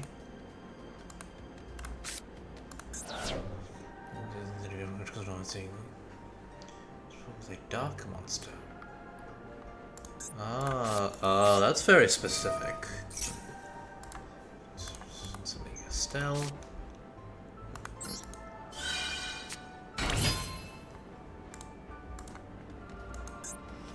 You can target a light monster you control, attributed in special summon a level 7 light dragon monster from your hand. Attribute itself. And now the Starry Night Starry Dragon. If this is an normal summon hand, you can destroy it. You can pop a card on the field. Cannot be destroyed by battle with a dark monster or by dark monster's effects. Very specific, but dark is the most popular type in the game. Attribute. Once there's this context, once you can banish them. Once monster to the end of the phase. Okay, it's an OTK deck.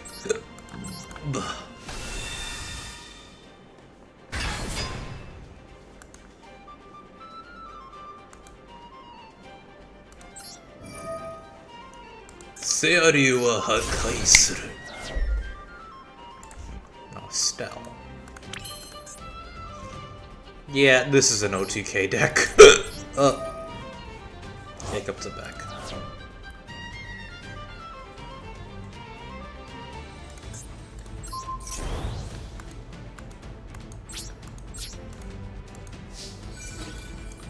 Bam!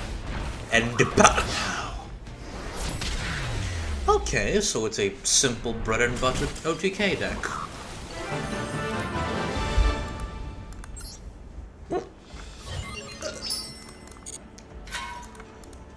What's that?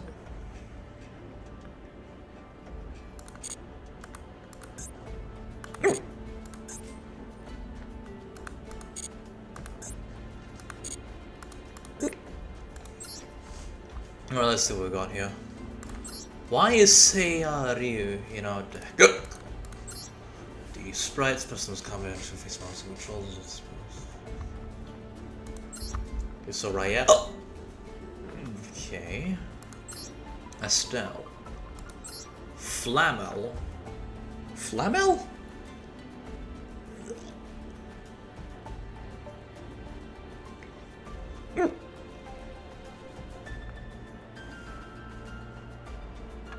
Okay.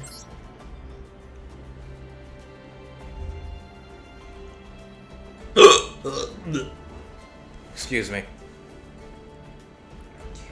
Right. Ah, that's what's it does. Orbital. Street is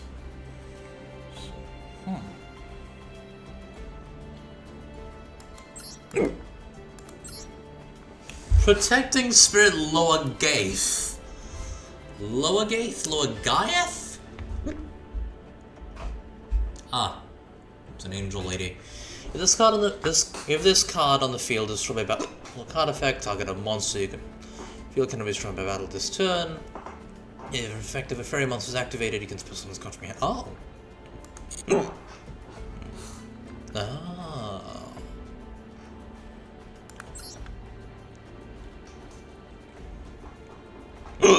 Oh. Starry Night Blast. I assume this is the holy fire they were talking about. When your opponent activates a card or effect or something, that's okay. Azarun. I keep seeing this one.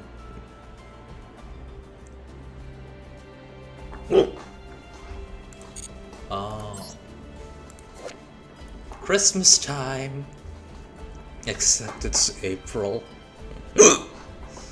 And target a light monster, you drag it into hands, just hold that. Okay.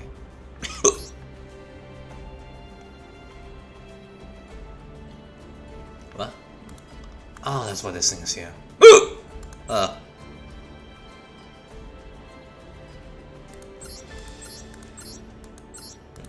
Oh, that's how it's meant to be done. Star Liege card. Fairy Yugioh? Okay. Okay. Alright. It's a very simple. I'm going first. This is an OTK deck. Why am I going first? I can't attack on my first turn.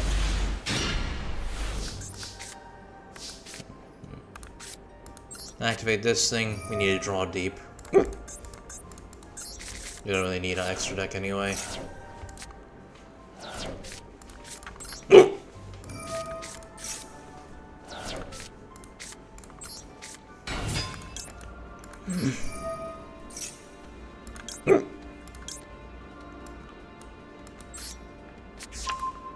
Oh, we had terraforming. We didn't need to do that. Oh shit.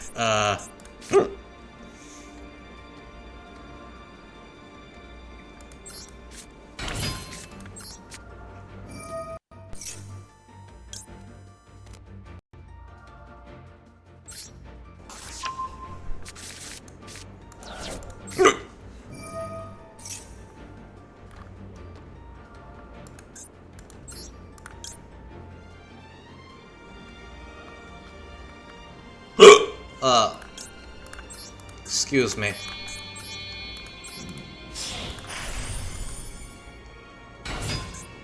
What? Why can't I detach Xyz material? Oh, this. Oh, I forgot the cost.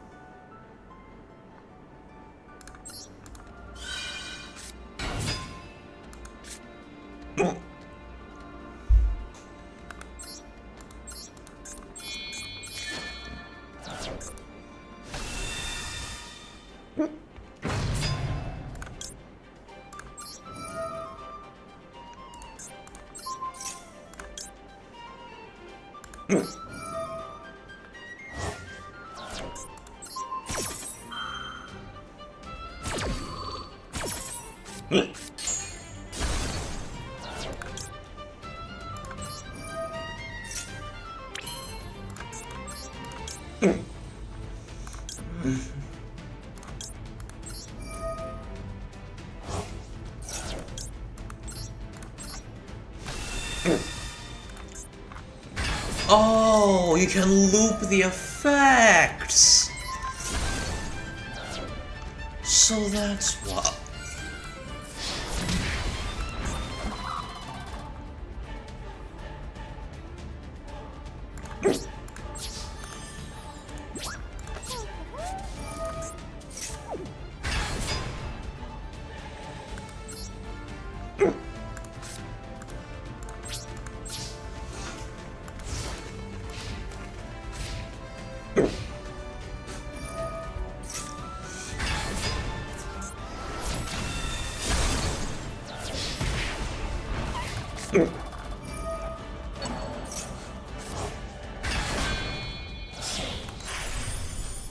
What the fuck? Why is this guy here?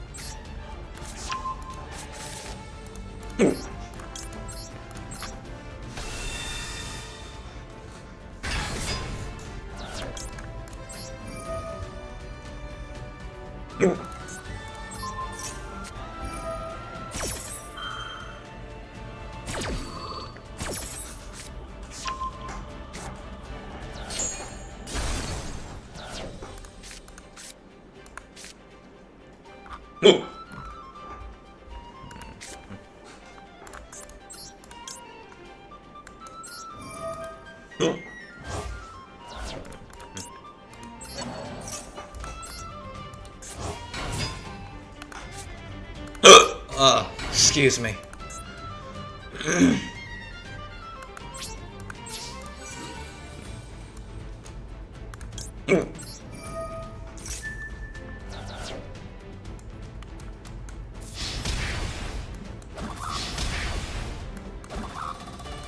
What?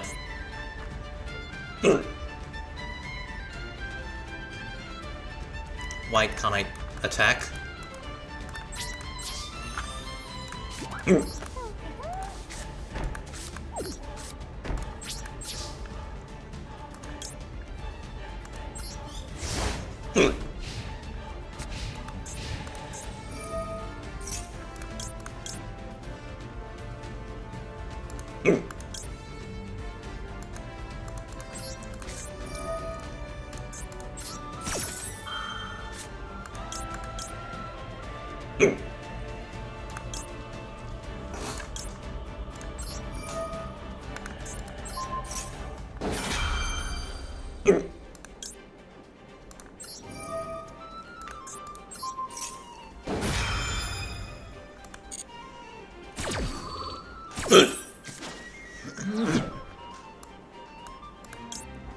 Starry Night's Giga-based.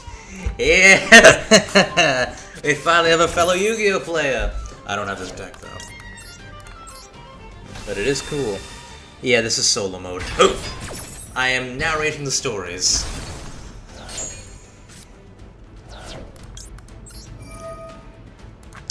Pop! I'm hiccuping.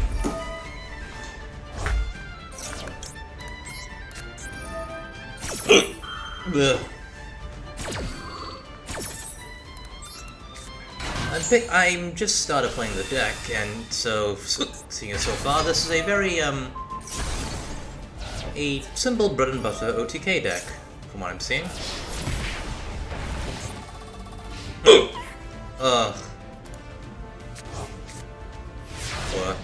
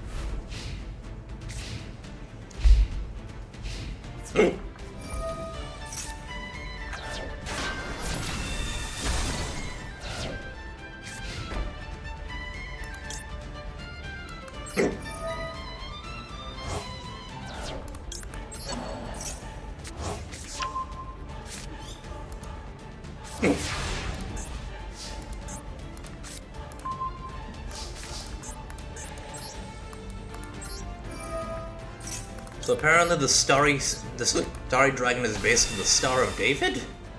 From what I heard, this is based on like the star, the, you know, the story of Jesus' birth and stuff. This is the star that led them to it or something.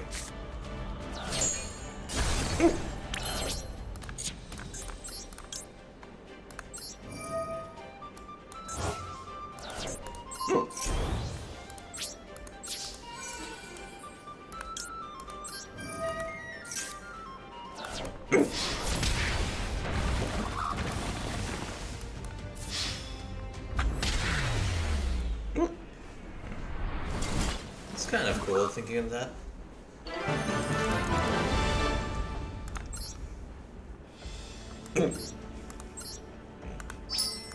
Not to finish narrating the story.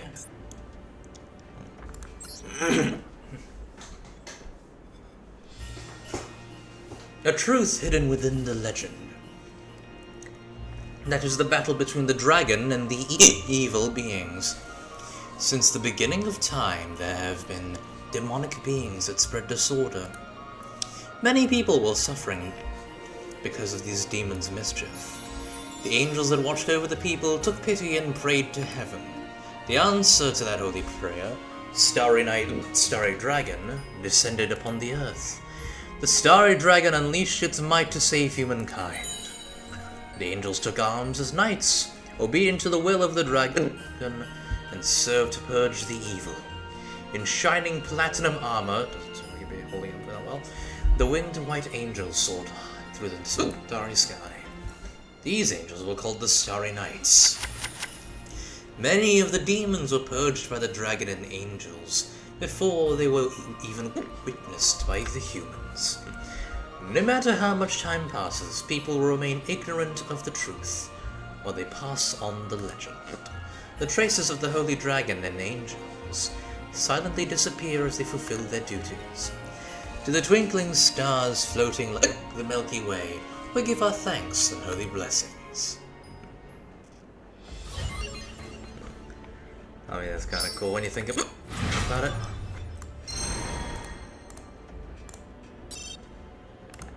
Dragon Luster. No.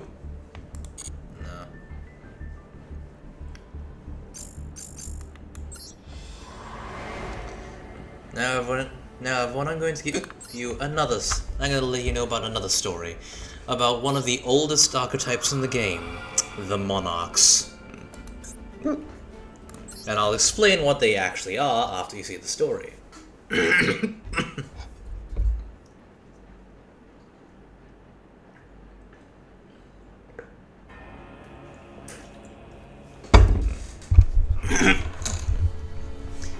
In this world, some beings embodied the concept of destruction. Their dignified appearances and behavior were like those of monarchs. No one knew for what purpose the monarchs sought the destruction of the world. They wielded their paranormal powers and reduced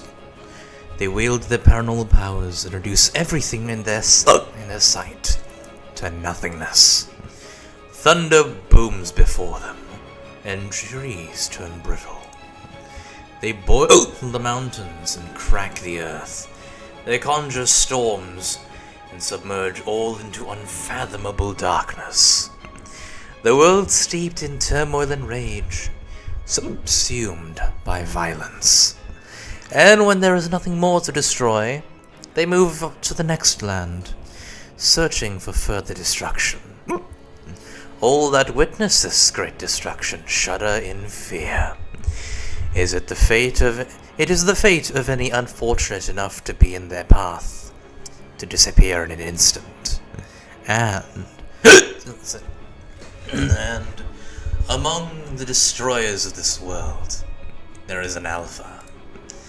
Its overwhelming intimidation lays other destroyers prone, and it possesses untold strength. Erebus, the underworld monarch. Erebus, the underworld monarch, sits on his throne in the darkest of darkness, looking on at the destruction of the world as if it were the most natural thing.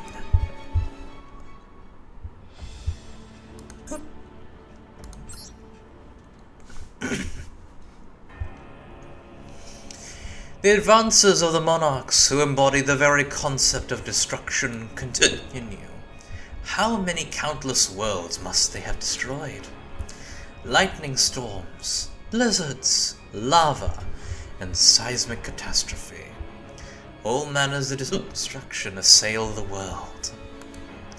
As they advance, the monarchs grow stronger, perpetually pushing the boundaries of destruction. Their power defiles matter, all matter equally. There is no way to discern whether or not the monarchs are aware of what they destroy. They advance, thoroughly expunging all that enters their fields of vision, no matter the scenery. However, in a land reduced to rubble, from the heavens descended a creator, Ether, the heavenly monarch. A savior descended as if a miracle to a land awaiting its destruction. Whether this creator could be counted as one of the monarchs is unknown. The ground in which the creator has landed slowly begins to revive. The day will surely come when this land, regenerated by the creator, will be destroyed again. Nonetheless, with no reward, Ether, the heavenly monarch, fills this ruined world with a light of rebirth. Now, would you like to know what these things actually are? Because when they say restoring, one side will destroy a city and then Ether will bring it back. But notice, the buildings aren't being brought back, plants are growing over it. She's not saving it for humanity, she's saving it for the planet's sake. And of course they have vassals. This guy will eventually become a monarch, by the way.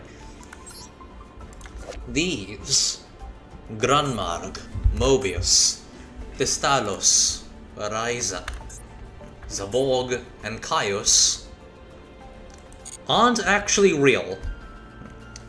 These monarchs are the embodiments of natural disasters. Essentially, the theory goes, these aren't actually real. Like in the world of Yu-Gi-Oh, these aren't like in the Duel Monster world, these aren't actually real beings that actually exist, stomping around the world and destroying shit.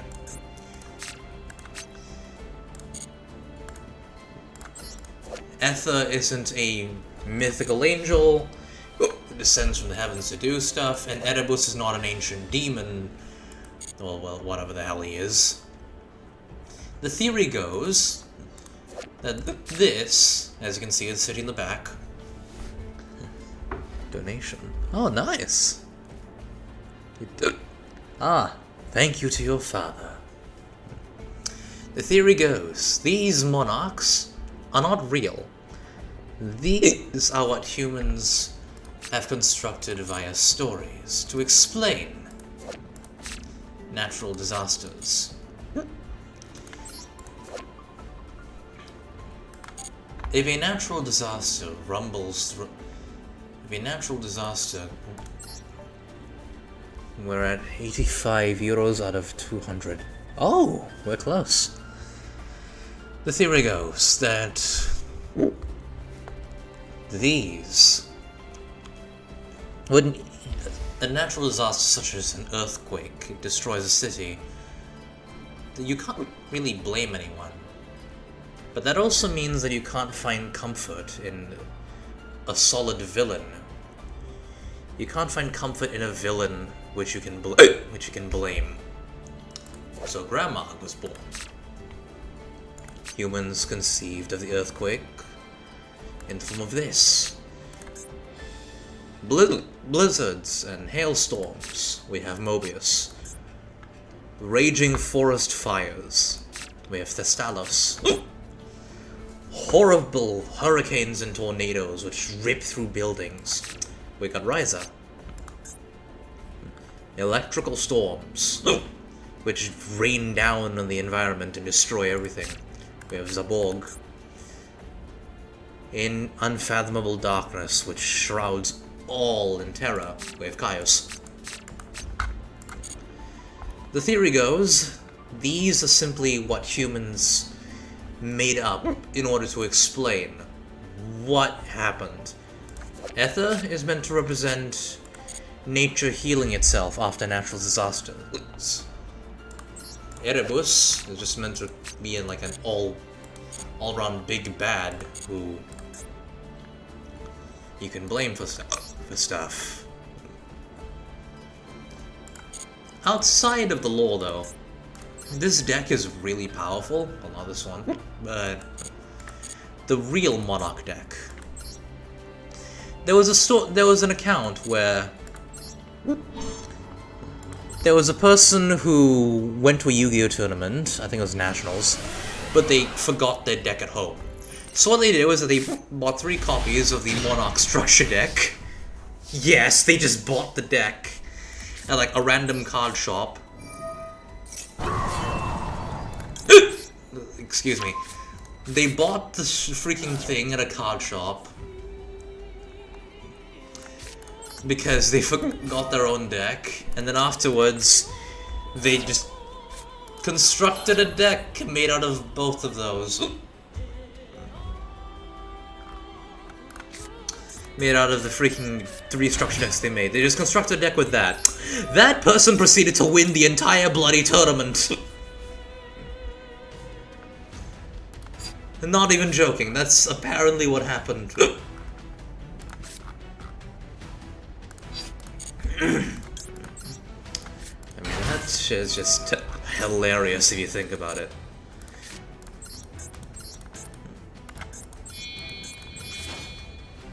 I don't actually have a Monarch deck, because, well, it's rather inconsistent and I need to save my gem.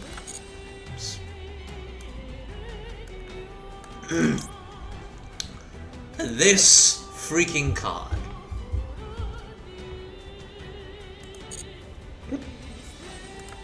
Is the reason the deck is so powerful. Pantheism of the Monarchs.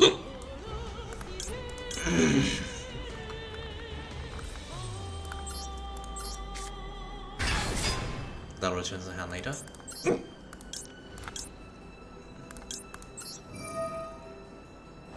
Banish this. You get to show 3 and your opponent chooses 1. Or you can just show 3 and think, oh, pick one of these 3. Pick one of these 3. But it's the same card. Yes, exactly.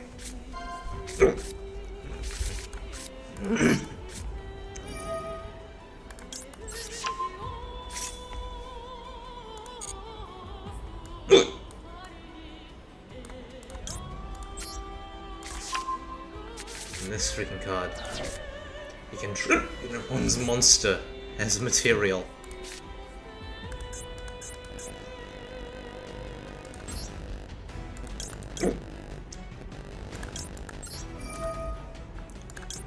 And this deck is focused on normal tribute summoning and nothing else.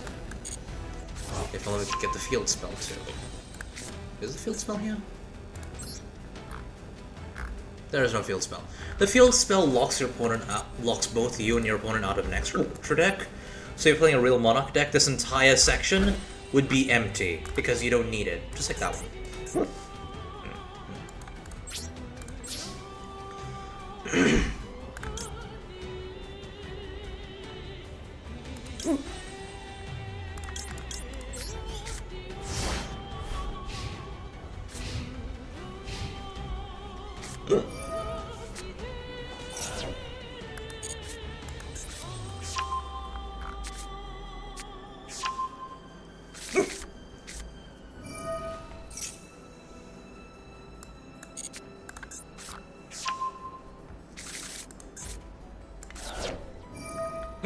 Gather your mind. Add another copy of itself. It's literally just a deck thinning. It's a deck thinning card.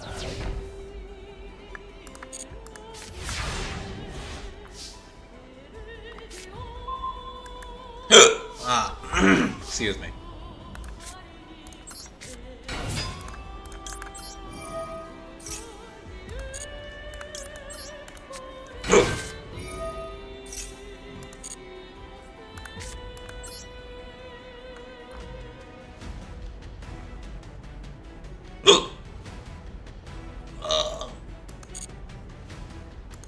Borg, Caius. Yes, Caius. No. Erebus. Now these special ones, the Mega Monarchs and Erebus himself, and also Ether, you can tribute summon it by tributing only one tribute summon monster. Which means that it'll be easier to actually tribute them. This friggin' guy.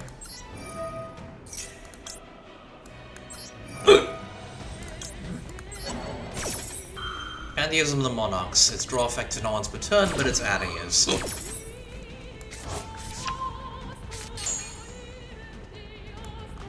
Set another Pantheism. Another one of this. Shuffle.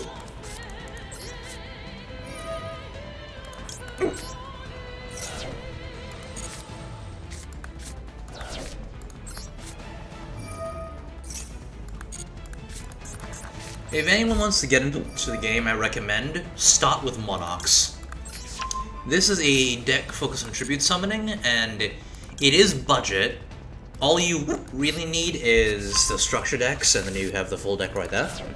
It may be a bit inconsistent, so it'll teach you about that, and you need to adjust card ratios, but it's powerful enough to the point that you can just do this, plop down the field spell after you have a tribute summon monster, and go ham. And you can just go ham.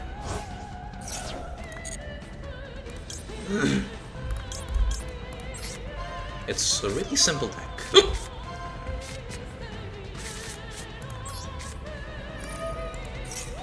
Just make sure they can't be targeted or destroyed by card effects.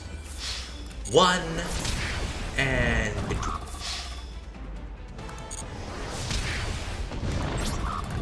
2. Now this is one of the simpler decks, and you can see I already had that combo down there, right? So to explain to the people who are not in the know, Yugioh here, if she's normal summon or special summoned, she special summons a 1 monster with 800 attack and a 1000 defense from the deck in defense. But you can't special summon from the extra deck, which we're never going to do anyway. She is going to special summon this guy, Yugioh.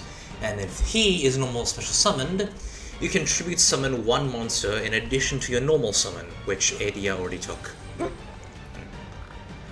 And you can also banish him from your grave, and you can target a monster with 800 attack and 1000 defense from your grave, except him itself, and special summon it, but you know, extra deck lock. But if you're a true Monarch player, you're not going to use an extra deck in this deck, because why would you even use it? There's no point. This can be used as like a free body. Or if it's in Spell and Trap Zone, you can use it to recycle all the Monarch spells and traps you've already used up. If you want, you can like use cards like this guy, the Tricky, or like cards that special summon themselves as extra tribute material.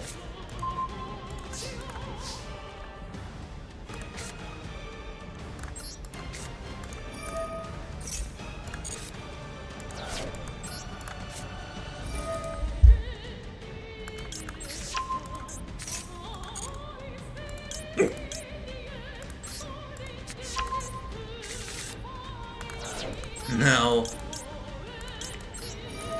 the reason you want to use Eidos is because, like times like this. Bam, you revive her, she can restart the loop again.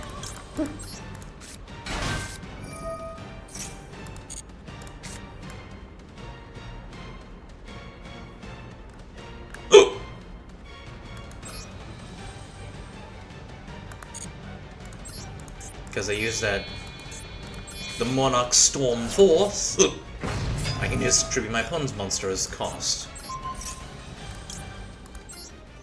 This one lets me add.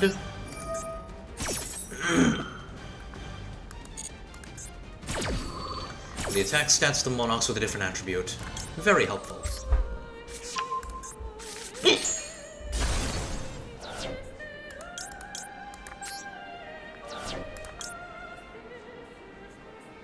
Which comes to the graveyard, you can add a banished, as you can see. Very convenient, very powerful, tad bit inconsistent, but very, very powerful deck. And look, you can even use trade-in, you can discard a level 8 monster, draw 2. This deck has so much it can do.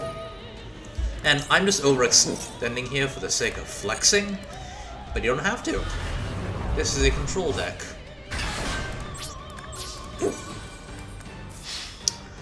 Sock him on the jaw. Who would like to play this deck? I can teach you. I really want to try something in the future. It's like I'm thinking of calling it Yu-Gi-Oh! Bootcamp, where I get like a... It's like a type of stream format where I teach people how to play Yu-Gi-Oh! However, I would have to teach them via a duel simulator that is not Master Duel, because this one isn't really very customizable.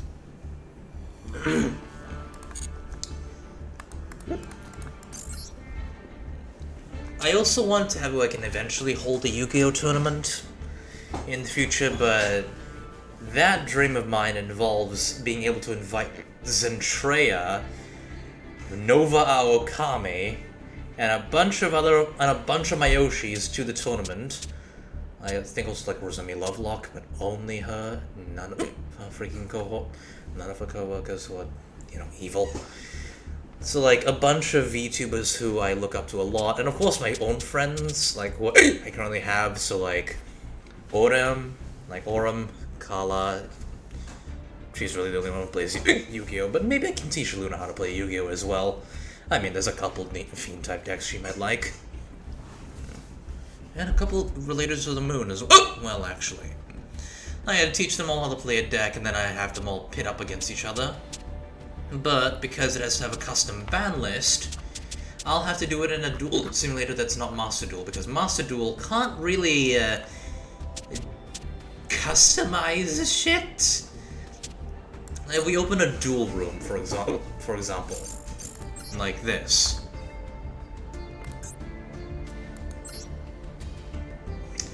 This is the... So this one is like nothing is banned.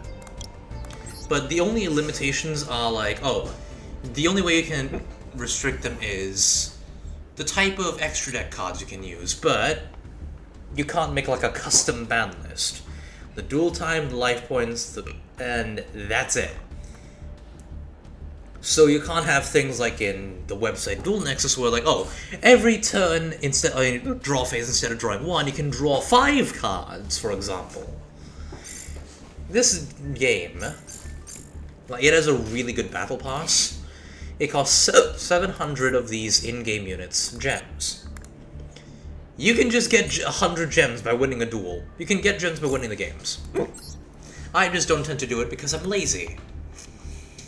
But you can, like, really easily. It's still gonna be a pain in the ass to build a good deck, though. And there is a problem where, like, for example, like you saw earlier, where I was able to play against, like, person who used Poison of the Old Man as a burn strategy. That is a very weak strategy, and most people use, if I recall, that was used as a joke by the Yugioh YouTuber Rank10. Essentially, like, if you're going to use such a horrible burn strategy, you might as well go for Poison of the Old Man, and the reason is because you can use a bunch of stall cards.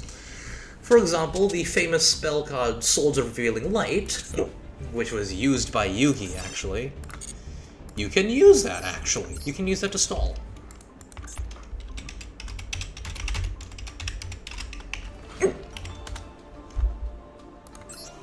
Like, you could legitimately use this to stall. Of course, it could just be destroyed, but still. But, ready to stream after you finished? Ah, I see. Oh, Lavender. You know what, I'm gonna go follow you after this. Yeah. I mean, I'm currently finished. Thank you guys for having me. I will... After my exams are finished, which will be after, like, May, after May. Excuse me. After May, I will be streaming more, be it here or my own channel.